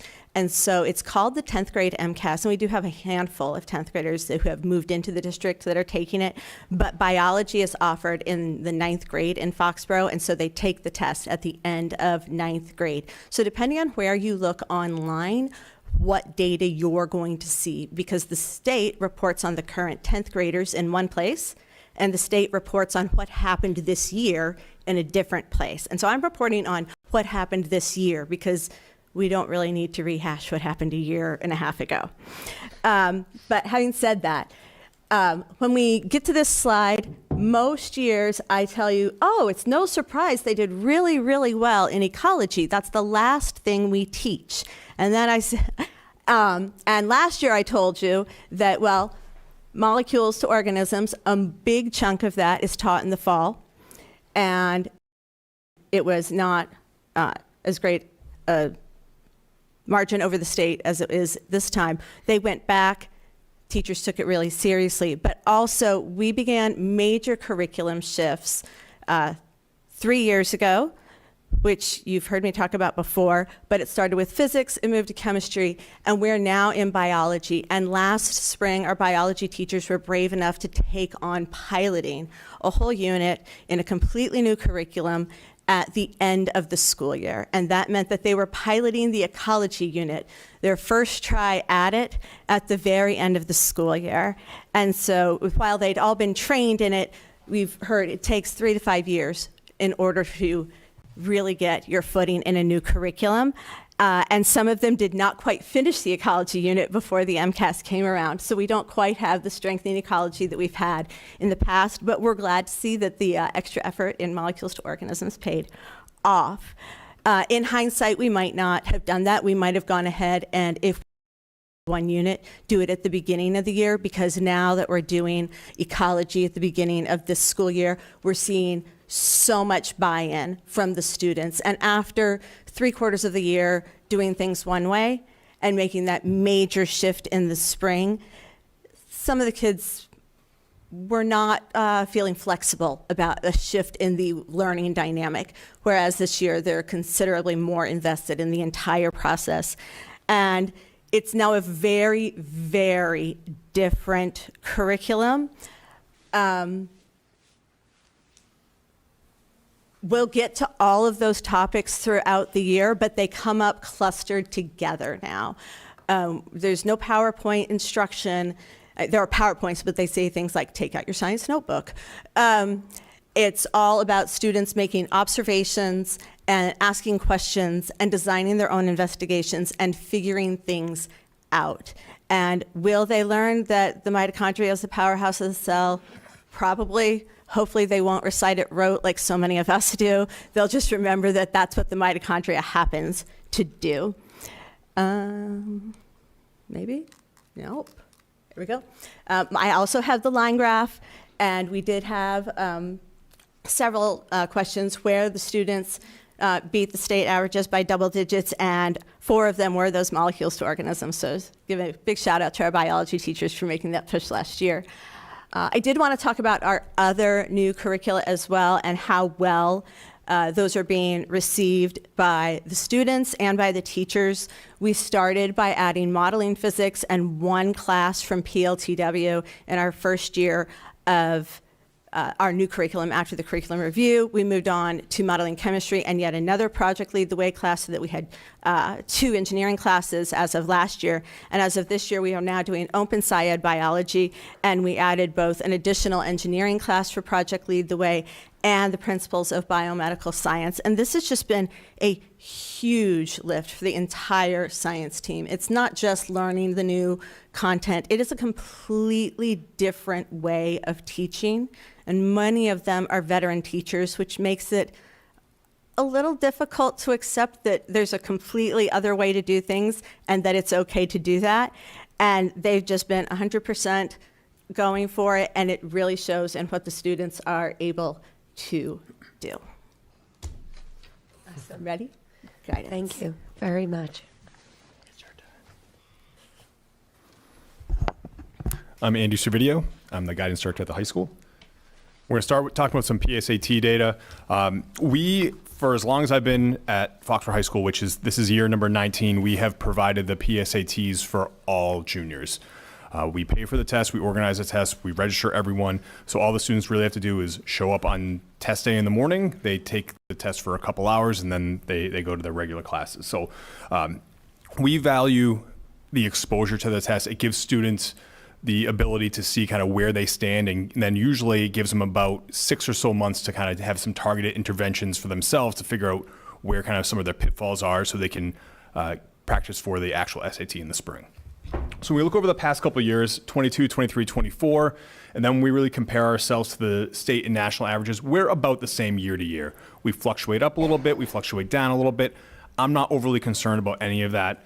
I expect there to be ups and downs. There's nothing glaring, either really like, whoa, what's going on? There's a downward trend over several years of a handful of points, or major spikes down or major spikes up. So it's pretty comparable. It is a practice test. I think one of the things that I think is different is it's the practice test for every junior at Foxborough High School, where we're comparing to the state and national averages, where it's not necessarily every student in the state or every student in the country, because this is generally like an opt-in test where students would take it on a Saturday. So you might have a little bit higher averages than some of the other areas because they're not, in a sense, being like told to take it during the day. So I do think that our averages are still pretty comparable and fair with the other 2 areas. When we start looking at SAT data, I feel like this reflects upon us a little bit better. So we look at where we were at 23, 24, 25. Again, some fluctuations up and down a little bit. Nothing I'm really super concerned about. If we see trends continuing to go up a lot, that's really important, or if trends going down a lot, that's really important, but a little bit higher, a little bit lower, it's going to happen. Every class kind of has its own personality, every grade. So there's going to be some differences, but I think what's really important is when we look at the next slide, where we look at the 3-year averages, we look at FHS versus the state and versus the national averages, and we're above them in all 3 categories. So when we really look at the scores over time, we're consistently doing really well compared to the other domains. We as counselors work with students to let them know about the SATs, let them know about the PSATs. We value the importance of both. A handful of years ago during COVID, things kind of migrated away from SATs being required, and a lot of schools went test optional. Even though there are still a lot of colleges that are test optional, more and more colleges are bringing it back either as being a required piece or a recommended or requested. So we're definitely seeing more of a need for students to focus on the SATs, which is why we're trying to we usually get into sophomore classes in the spring, and then junior classes usually in the winter to explain really what's going on for the SATs and get them prepared, so when they take it, they have some pretty solid scores that reflect their ability. When we get to AP exams, I think there's a lot in here that I think is really beneficial to talk about. So when we look at the number of exams, this is going to be obviously a little bit up and down year to year, but we look at where we were last year at 196, and then this year we're at 213. So it's a pretty significant jump up. It's like 17 more students, and our population is about the same, but every now and then we drop a little bit, we add a little more, but we're still adding more students usually year to year. The real important thing is when we look at the tests administered at 540, that's a 46 test increase from the previous year. So we're seeing more students accessing AP courses and then taking the exams, and then also we're seeing more students taking multiple exams. We think it's really important for students to be exposed to the type of learning you're going to get in an AP course. We know that there's some students who might struggle along the way. They want to really try an AP. They take it. Sometimes they do well, sometimes they don't, but they're a better student for being exposed to a different type of learning, a college level learning. And that's kind of reflected here. We look at the number of students scoring a 3 or better. We're at 415, which is a pretty significant number, and the percentage of the students scoring a 3 or better is at 77%. So we're relatively comparable, but I think we're on the higher side, which I think is really a testament to what the teachers do. It's really for the PSATs, the SATs, the APs. As the guidance department, we don't really teach them what's going on. We just kind of explain like the structure of the test and help them organize it. It's really the teachers who are getting where they need to be. And when I think of Dr. Burrows earlier mentioning about Dr. Maternick and her AP Physics STD exams having which is 100%, which is a 3 or better. We actually had 9 exams that had 100% of the class had a 3 or better. We offer 18 exams in-house at the high school. So half of our exams, everyone in the course had a 3 or better. We do have other exams through VHS that kind of add on, but the in-house AP exams, half of them were at 100% for the course. So it's a testament to what the teachers do. I even think of whether it's Dr. Maternick's physics class or Dr. Waz's AP SEM or research or Lang or Mr. Johansmeyer's stats class, they're the ones teaching the classes in the moment, but it's really the teachers before them as well. So it's the English 9 teacher, it's the geometry teacher, and it goes back to middle school, goes back to elementary school to prepare students along the way. I think we look at this, we look at kind of the big picture data, what it means, trends, all that kind of stuff, and I think that's really important, but it doesn't really necessarily tell the story of each student. So behind all of these numbers are student stories, and some of the students who maybe scored a 5, they've been killing it since kindergarten. It's been easy for them. They're taking 5 APs, and it's not a big deal. And then there could be a student who maybe had a really hard time learning how to read, struggled through middle school, worked hard, had teachers who helped them along the way, and they did okay. Maybe they got like a 3 on their AP Lang exam. So there's a lot more behind it, and there's student stories, which I think is really helpful. And as we're exposing more and more students to the exams, we're still seeing positive results. And I think it's a combination of the parental support, it's the support from our administration, guidance, definitely the teachers, the students themselves, and it kind of packages all together. I do want to say there's a couple quick highlights. So 3 exams kind of stood out for me when I was looking from year to year. AP Calc BC went from a 3.35 to a 4.6. AP Lit went from a 3.47 to a 4.16. And AP Gov went from a 3.6 to a 4.0, which those 3 exams those are the highest scores we've had in the past 5 years. So it's really a testament to the students and the teachers. They do a fantastic job. I'm just really excited that every year we're able to kind of talk about this stuff, and when we really get into the weeds, we can kind of figure out what the scores really mean. And what really comes down to is that students are getting a phenomenal education. The teachers are killing it every day. Students are putting in the effort, and the results speak for themselves. Amazing. Thank you all so much. I know how much work went into this, not just in the presentation, but everything you do every day. Truly appreciate it, and those numbers are amazing. Any comments or questions? It's a lot of information for some of the new it's a lot. It is a lot. So, but we appreciate it. Nate. I'll go first. I'll echo everything Sarah said, just to thank you. My question is not directed towards anyone particular, but what's being done to motivate students? Because obviously it's not a secret that MCAS is no longer a requirement, and obviously we see that might have an impact. So what's kind of being the proactive approach to hopefully mitigate any decreased scores in the future? Can I mention the seal of biliteracy? Because students who are shooting to get the seal of biliteracy have to take a proficiency exam in the target language, but also have a meeting or exceeding score on the ELA MCAS. So that is one of the ways that we're trying to motivate students if they're interested in getting that seal of biliteracy. Awesome. It's a great question, though. It's sort of just hanging out over all the work you all do every day. So thank you. Anyone else have any questions? Also, you can speak about the book study on the disengaged teen as well. Yes. I know in the history department, they're reading The Disengaged Teen, and a couple of us did that over the summer. And that really has prompted some of our discussions about how we approach the curriculum that we're instructing in the classrooms every day, and how we're trying to reach the kids that are in front of us and kind of seeing them in a different way.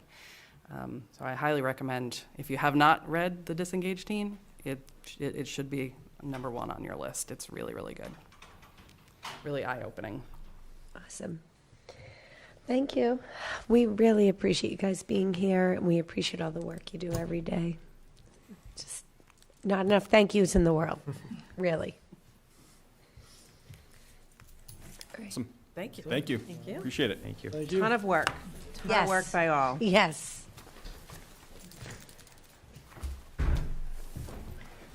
All right, we're going to move right along to our policy subcommittee.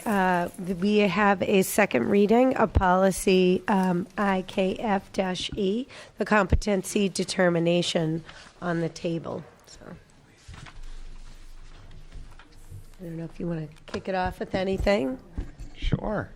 I'd be happy to read it again if you We can entertain a motion to waive the second reading. I would like to make a motion to waive the second reading of policy IKF-E, competency determination. Second. Any further questions, comments, or discussion? Hearing none, all in favor? And that would be 500. Thank you very much. All right, any discussion around this before we move forward with this policy? No, really, the next steps for us, Dr. Donovan and myself and Mr. Michael Lazik, we've been meeting internally. We have a report to submit to the state to prove that we've had this discussion with the committee. We have a policy adopted, and we'll be doing some internal work to get started on that. But this is the first step in that. So thank you. All right, awesome. All right, well, in the absence of any further discussion, I would like to make a motion to accept policy IKF-E, competency determination. Second. any further questions, comments, or discussion? All right, hearing none, all in favor? That would be 500. Thank you. And very much like the benchmarks, All right. There's a lot of work that goes into this behind the scenes, both by the policy subcommittee, more importantly by you and your team. Thank you very much. They're really an amazing group of curriculum leaders. They put a lot of effort into the presentation, into the data analysis, and they do a roadshow, really, going through and presenting the data to all of the teachers at the beginning of the year, too. So they do a lot of data analysis. So we're really lucky to have such a strong curriculum leadership team here. A lot of it comes from your excitement for the material. You love the data. I do encourage it. Yes. Hey, you need data. All right. Policy subcommittee, are we good? Is there anything else you want to address? Okay. Thank you very much. That's passed.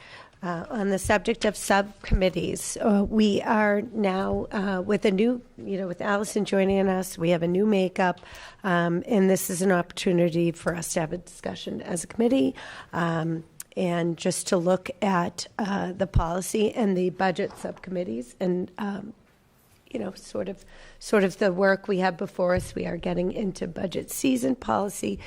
I just want to take a second and thank you two, because you've gotten our policy manual into a really, really good place. We are in a place now where we can take these policies as they come, both from the state and from the guidance from our administration.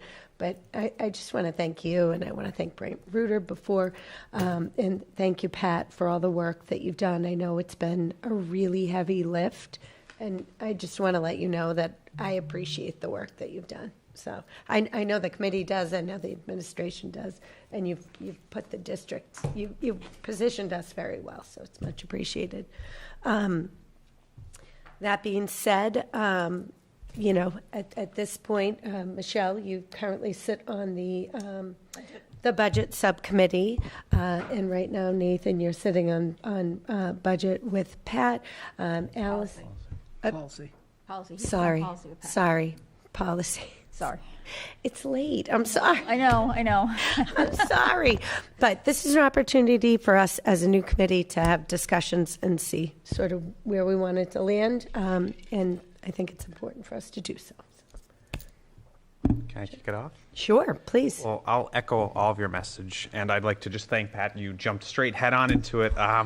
There's no training for policy subcommittee, or any subcommittees for that matter. And you picked up right where we left off with the last policy subcommittee, so thank you. With that being said, I also think policy subcommittee is in a great place right now. I think, there's been a lot of hard work over the last year and a half that I've been a member of it, the past half year with Pat. And I think it's honestly in such a good place that I'd actually like the opportunity to switch over to budget subcommittee, because I think that, that'll help me just become more of a well-rounded school committee member, give me a bit of a different lens to look through, give me some more knowledge. And I think in just terms of continuity, because, there's elections coming up in 6 months, and just to make sure that at least one person will be staying here that has some familiarity with the current budget at hand, I'd love the opportunity to be a member of the budget subcommittee. All right. I'd like to stay on the policy side of Okay. things. All right. How are you feeling, Allison? I'm good. I mean, Talk about jumping in the deep end of the pool. I don't mind. I'm more than happy to take Nate's seat over in the policy subcommittee. Okay. That'd be great. Michelle, you feeling good right where you are? Yep. All right. So I will entertain a motion for policy subcommittee. I make a motion to nominate Allison Cully and Patrick McGuire to policy subcommittee. I second. Any further questions, comments, discussion? All right. All in favor? Great. And now I will take a motion for budget. Make a motion to nominate Nate Ehrman and Michelle Thaxton to the budget subcommittee. I second that. Any further questions, comments, or discussion? All in favor? Thank you very much. All right, so we've got some new subcommittees and a lot of work coming up with everything. All right, thank you all so much for the extra time, effort, and energy in serving on these subcommittees. We are going to...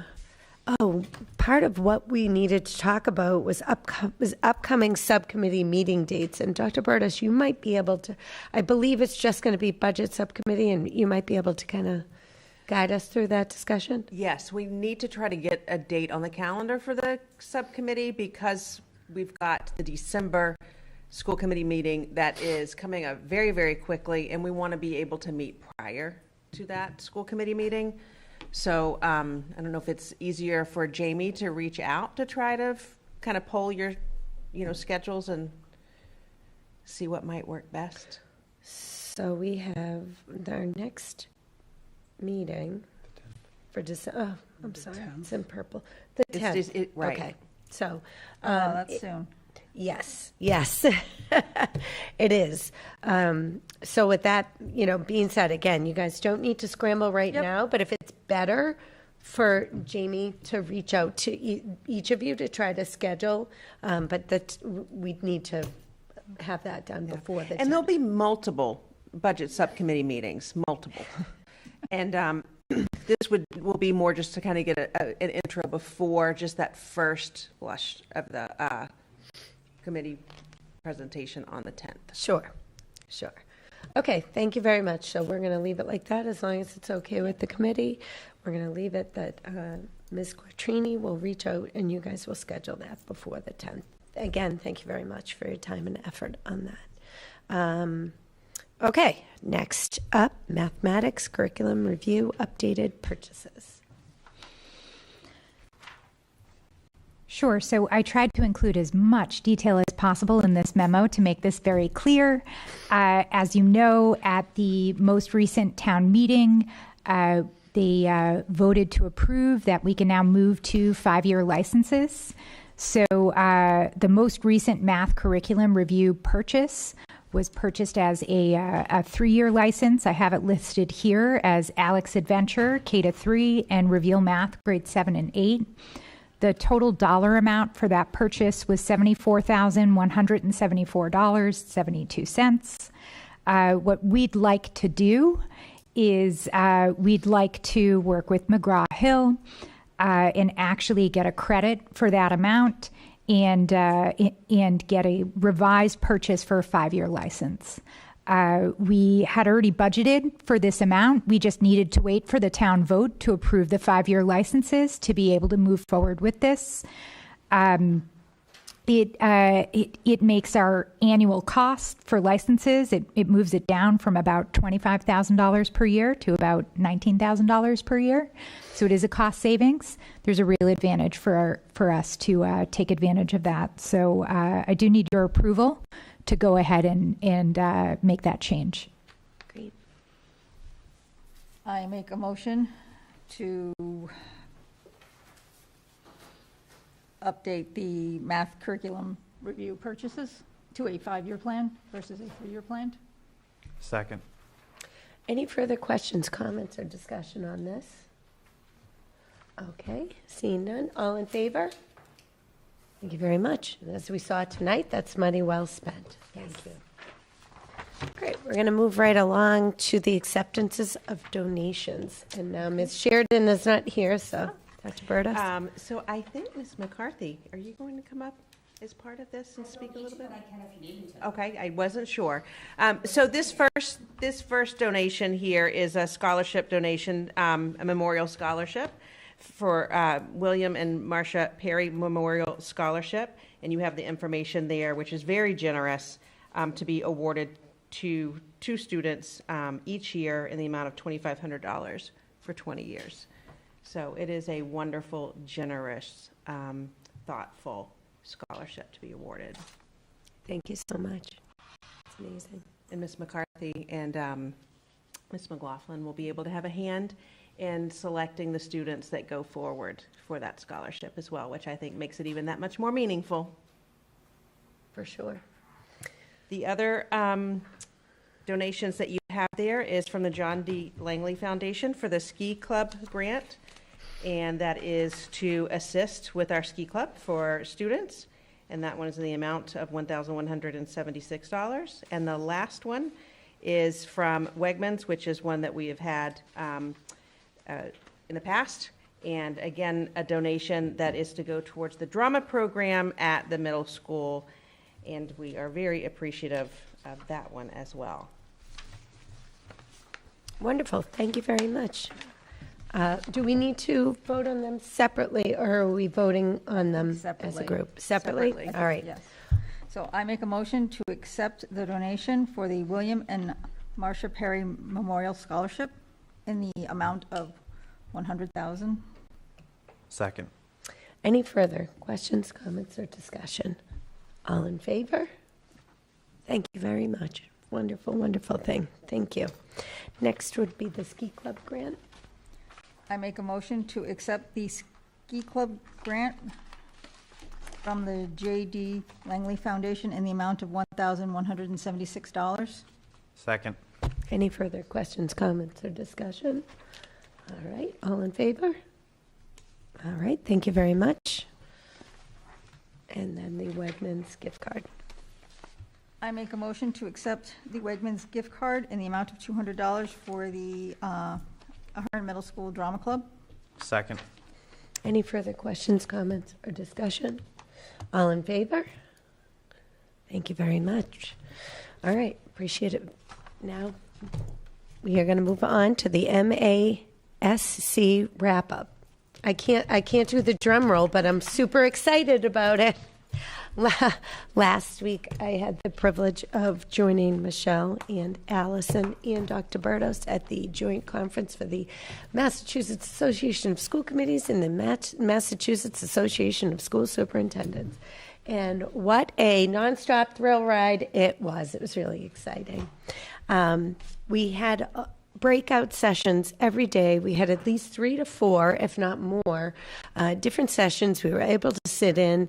They were structured, very, very round table discussions, some wonderful content surrounding, when it came to school committee, surrounding budgets, surrounding policies, surrounding culture and climate, student achievement. There were so many wonderful, and we did actually do a very good job of sort of dividing and conquering.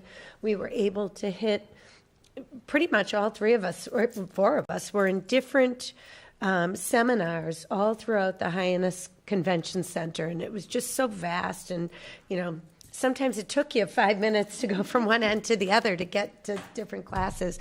But for me, I'm gonna hand it off to you guys. For me, the value, like some of the biggest takeaways was just feeling that, it's not just Foxborough, the culture and climate of all towns throughout Massachusetts. Number one, there's a lot of pride being number 1 in public education in the country. There's a lot of pride, and it really, you can feel it, and it creates a wonderful energy and excitement. It was really awesome to be a part of it. But it also felt like you're shoulder to shoulder with other people, other school committee members, other superintendents, you're in these sessions with people that are exactly where we're at, and a lot of themes were reoccurring, and the discussions were really great. So I felt good. I felt like I was with people who understood kind of where we're at, the challenges we face, what we do every day in these volunteer roles. A lot of comments about we should double our salary. So, it's sort of tongue in cheek, but it's really. For me, it was cool to be amongst a lot of people who understand and get some wisdom of some people. They had some lifetime membership. I sat in a breakout session with a gentleman who had been on a school committee for 36 years. How many elections is that? It was like crazy. How many elections? 3 times, that's 12 elections. That's almost the same amount of time that Vinnie Igo served. Oh, there you go. So Vinnie Igo served almost as long as that. He died in January of 2006. Amazing. We're approaching 20 years January. Amazing man. Wonderful. So there was a lot of wisdom. Thank you for sharing that, Joe. There was a lot of wisdom, and there was, I sat in the last session I sat in was this wonderful session about genocide, and there was a breakout session. Actually, Dr. Bertos was able to be in it that I was going to go. That surrounded social media and things like that. And Bristol Community College had this session about genocide and the Holocaust and the work that they're doing where our students, they go over to community college. They talked about how the landscape of community college, now that it's free, and what it looks like at community college. And that was kind of interesting in and of itself. But I sat there in this breakout session about the Holocaust and just was like, wow, I don't know that I would have been here. It was across the hall. There was standing room only at the session I was going to go to. And I thought, this is exactly the right place to be, and I'm exactly where I'm meant to be. It was so profound. It was amazing. I shared a lot of information with Dr. Burrows that she could hopefully get back to some of the civics teachers with just some amazing content, and it was just really cool. So I'm gonna pass it on because I could talk all day about this. I love learning about school committee, all things school committee. But Michelle. I thought it was a great convention. I think it focused a lot more on mental health and digital well-being and AI. I found it was like the topics were very current and relevant. I attended a very interesting seminar on AI, and they were talking about how it's going to impact the schools. And people are like, well, we survived the internet. Well, we did survive the internet, but at what cost? Like, our test scores are no longer going up. We're kind of going down. We're kind of starting to plummet a little bit. In general, I don't mean Foxborough. I mean in the state. So this is no commentary after we did that great presentation. But ours are great. Yeah, ours are great. Ours are great. But we do see the impact in student learning. Around 2015, we're kind of in what they call the educational depression because of the internet, and we might see another slight dip. So again, the schools have to be very careful how we approach this tool and how we integrate these tools. So that I found that very interesting. And again, that's just kind of learning from the internet. This time we have a heads up. Now we know what we're dealing with. Now we know how to deal with it going in. So this time we're going to do better.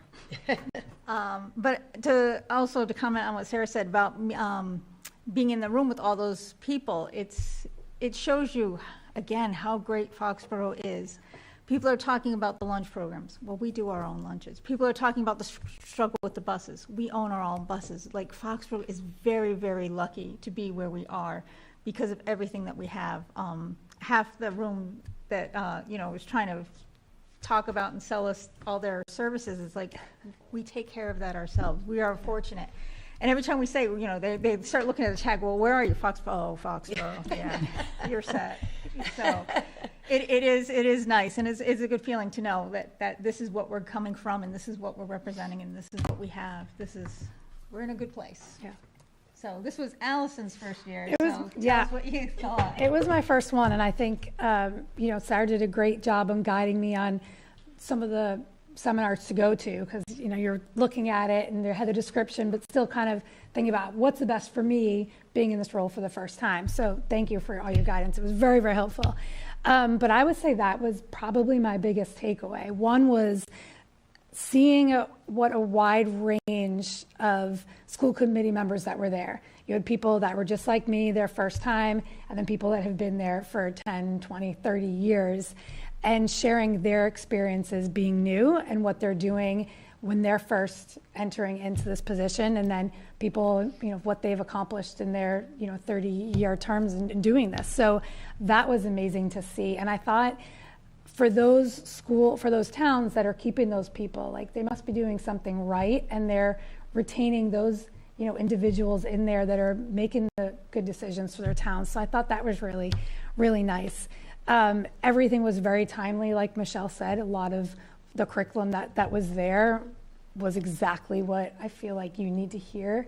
But I think that was the biggest takeaway for me, was being in a lot of those different rooms, and people are talking about what their towns don't have. And for a lot of them, I think there was like one tiny thing that I was like, do we have that? And, but everyone else was like, we don't do that. Are you supposed to do that? We don't do that. Where I was able to sit back and say, oh, I know we do all those things. So that was a very nice eye opener for me to see that we are, as a town, as a school committee, are very in tune what's going on and way ahead with policies and procedures and what we need to do. So I was very proud to be able to say, gosh, I'm on a really good school committee that is really doing amazing things. So that was my big aha moment, like, okay, this is good. We can continue to do more work. Obviously, there's always stuff that can be done, but that was the biggest takeaway for me is just what you guys have already done as a committee and people beforehand and all the stuff that we continue to do. So I was very fortunate that I was able to go. It was a great experience. Oh, I'm really glad it's not just me that liked it.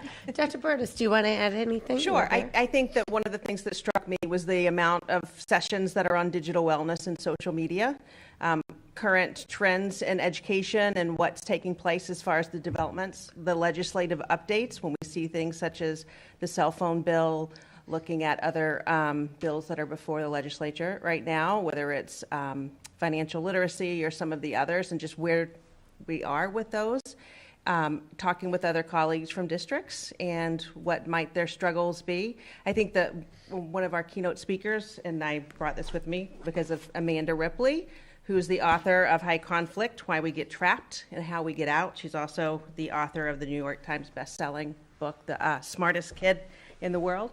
So I thought she was really engaging. It was the second time that I've been able to see her, and the second time was even better than the first, just because of her message. And you could see the engagement of, those just over 1,000 people that were in attendance. So I thought it was really well worth the time and very timely. 100%. Well, thank you. Do you have any questions? Pat and Nate, you guys have a chance to ask us. I don't have any questions, but just a big thank you for going. Thank you for absorbing all that information and sharing it with all of us. We appreciate it. Good, I'm glad. Pat, anything to add? Maybe next year we'll get you. Maybe. No, but to echo, it's a big time commitment, Yes, right? it And is. you can't do that. So it's the first time that we've had 3 members that were able to go, which we've never been able to have that. No. So again, to echo what Nathan said, to thank you, and that even if you're able to go for a day in the future, but it is a time commitment. So Yes, it is, for sure. And it was nice. You were there for 2 out of the 3 days, but it was like, They went by fast. Yeah. It was very quick. Yeah, You hit we've the had ground usually running, one, and then it was maybe like 2 every day, on a day. to the evening. It Yeah. was pretty much a solid 12 hours every day. Yeah. It was a lot, but it was fun. But I do agree, that keynote, she was amazing. I think even at the end, she went over time and she was still taking questions. It was so engaging. I thought just the way she presented was top notch. She was great. For sure. Yeah. Well, thank you all. Thank you as a committee. I mean, the fact that we had 3 of us there, yep, super proud. One more feather in Foxborough's cap. We're going to go to community update. And just as a note for everyone, one of the sessions I sat in talked about the agenda. So I'm just going to say we may see a little change coming up on the community update and getting a little more granular with kind of what we're going to discuss. So I'm just going to put that out there for the public, but stay tuned. We'll make sure we're all in line with the open meeting law for that. But we'll start with you, Allison. Anything to add for community update? No.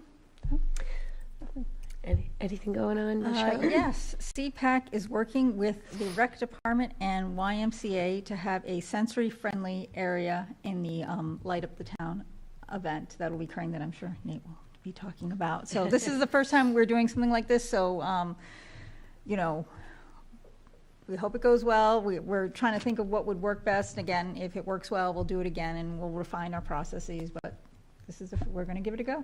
Great. Awesome. And look forward to more information coming soon. We haven't gotten everything. Watch the website, or Facebook. Website, but emails should be going around, and we will be posting it places. We just don't have everything nailed down quite yet, but we will very soon. So stay tuned. Perfect segue to Nate.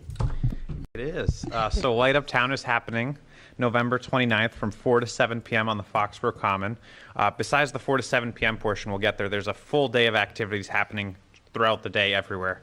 I'd be here for the next hour just telling you about them all. So make sure to check the Facebook pages online so that you know about everything that's happening. And then, of course, Light Up Town is happening from 4 to 7. They have more of the common blocked off this year, so it's going to be even bigger and better than it was last year. So it's going to be a lot of fun. So exciting. All right, Pat. The youth football and cheer program hosted some Super Bowls for the league this past weekend over at on Payson Road. Great success. Everybody was talking about how great it was for the fields. Our fourth grade team actually won, so they're going to be playing for the state championship at Bellingham this coming weekend. So congratulations to them. And the 14U cheerleaders have qualified for nationals. So they are currently fundraising right now for help with getting down to Orlando for nationals in December. Fantastic. Thank you. Dr. Bertos. I think what I'd like to do is just wish all of you and then everyone and their loved ones a joyful Thanksgiving. I think this is a time that we think about what we're really grateful for. It kind of reminds us this time of year. At the same time, recognizing that there's many families that face food insecurities at this time.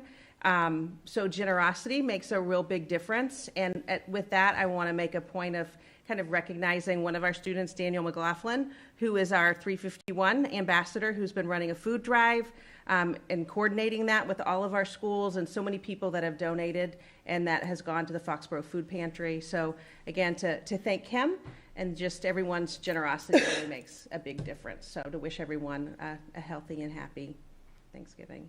Thank you. Yeah.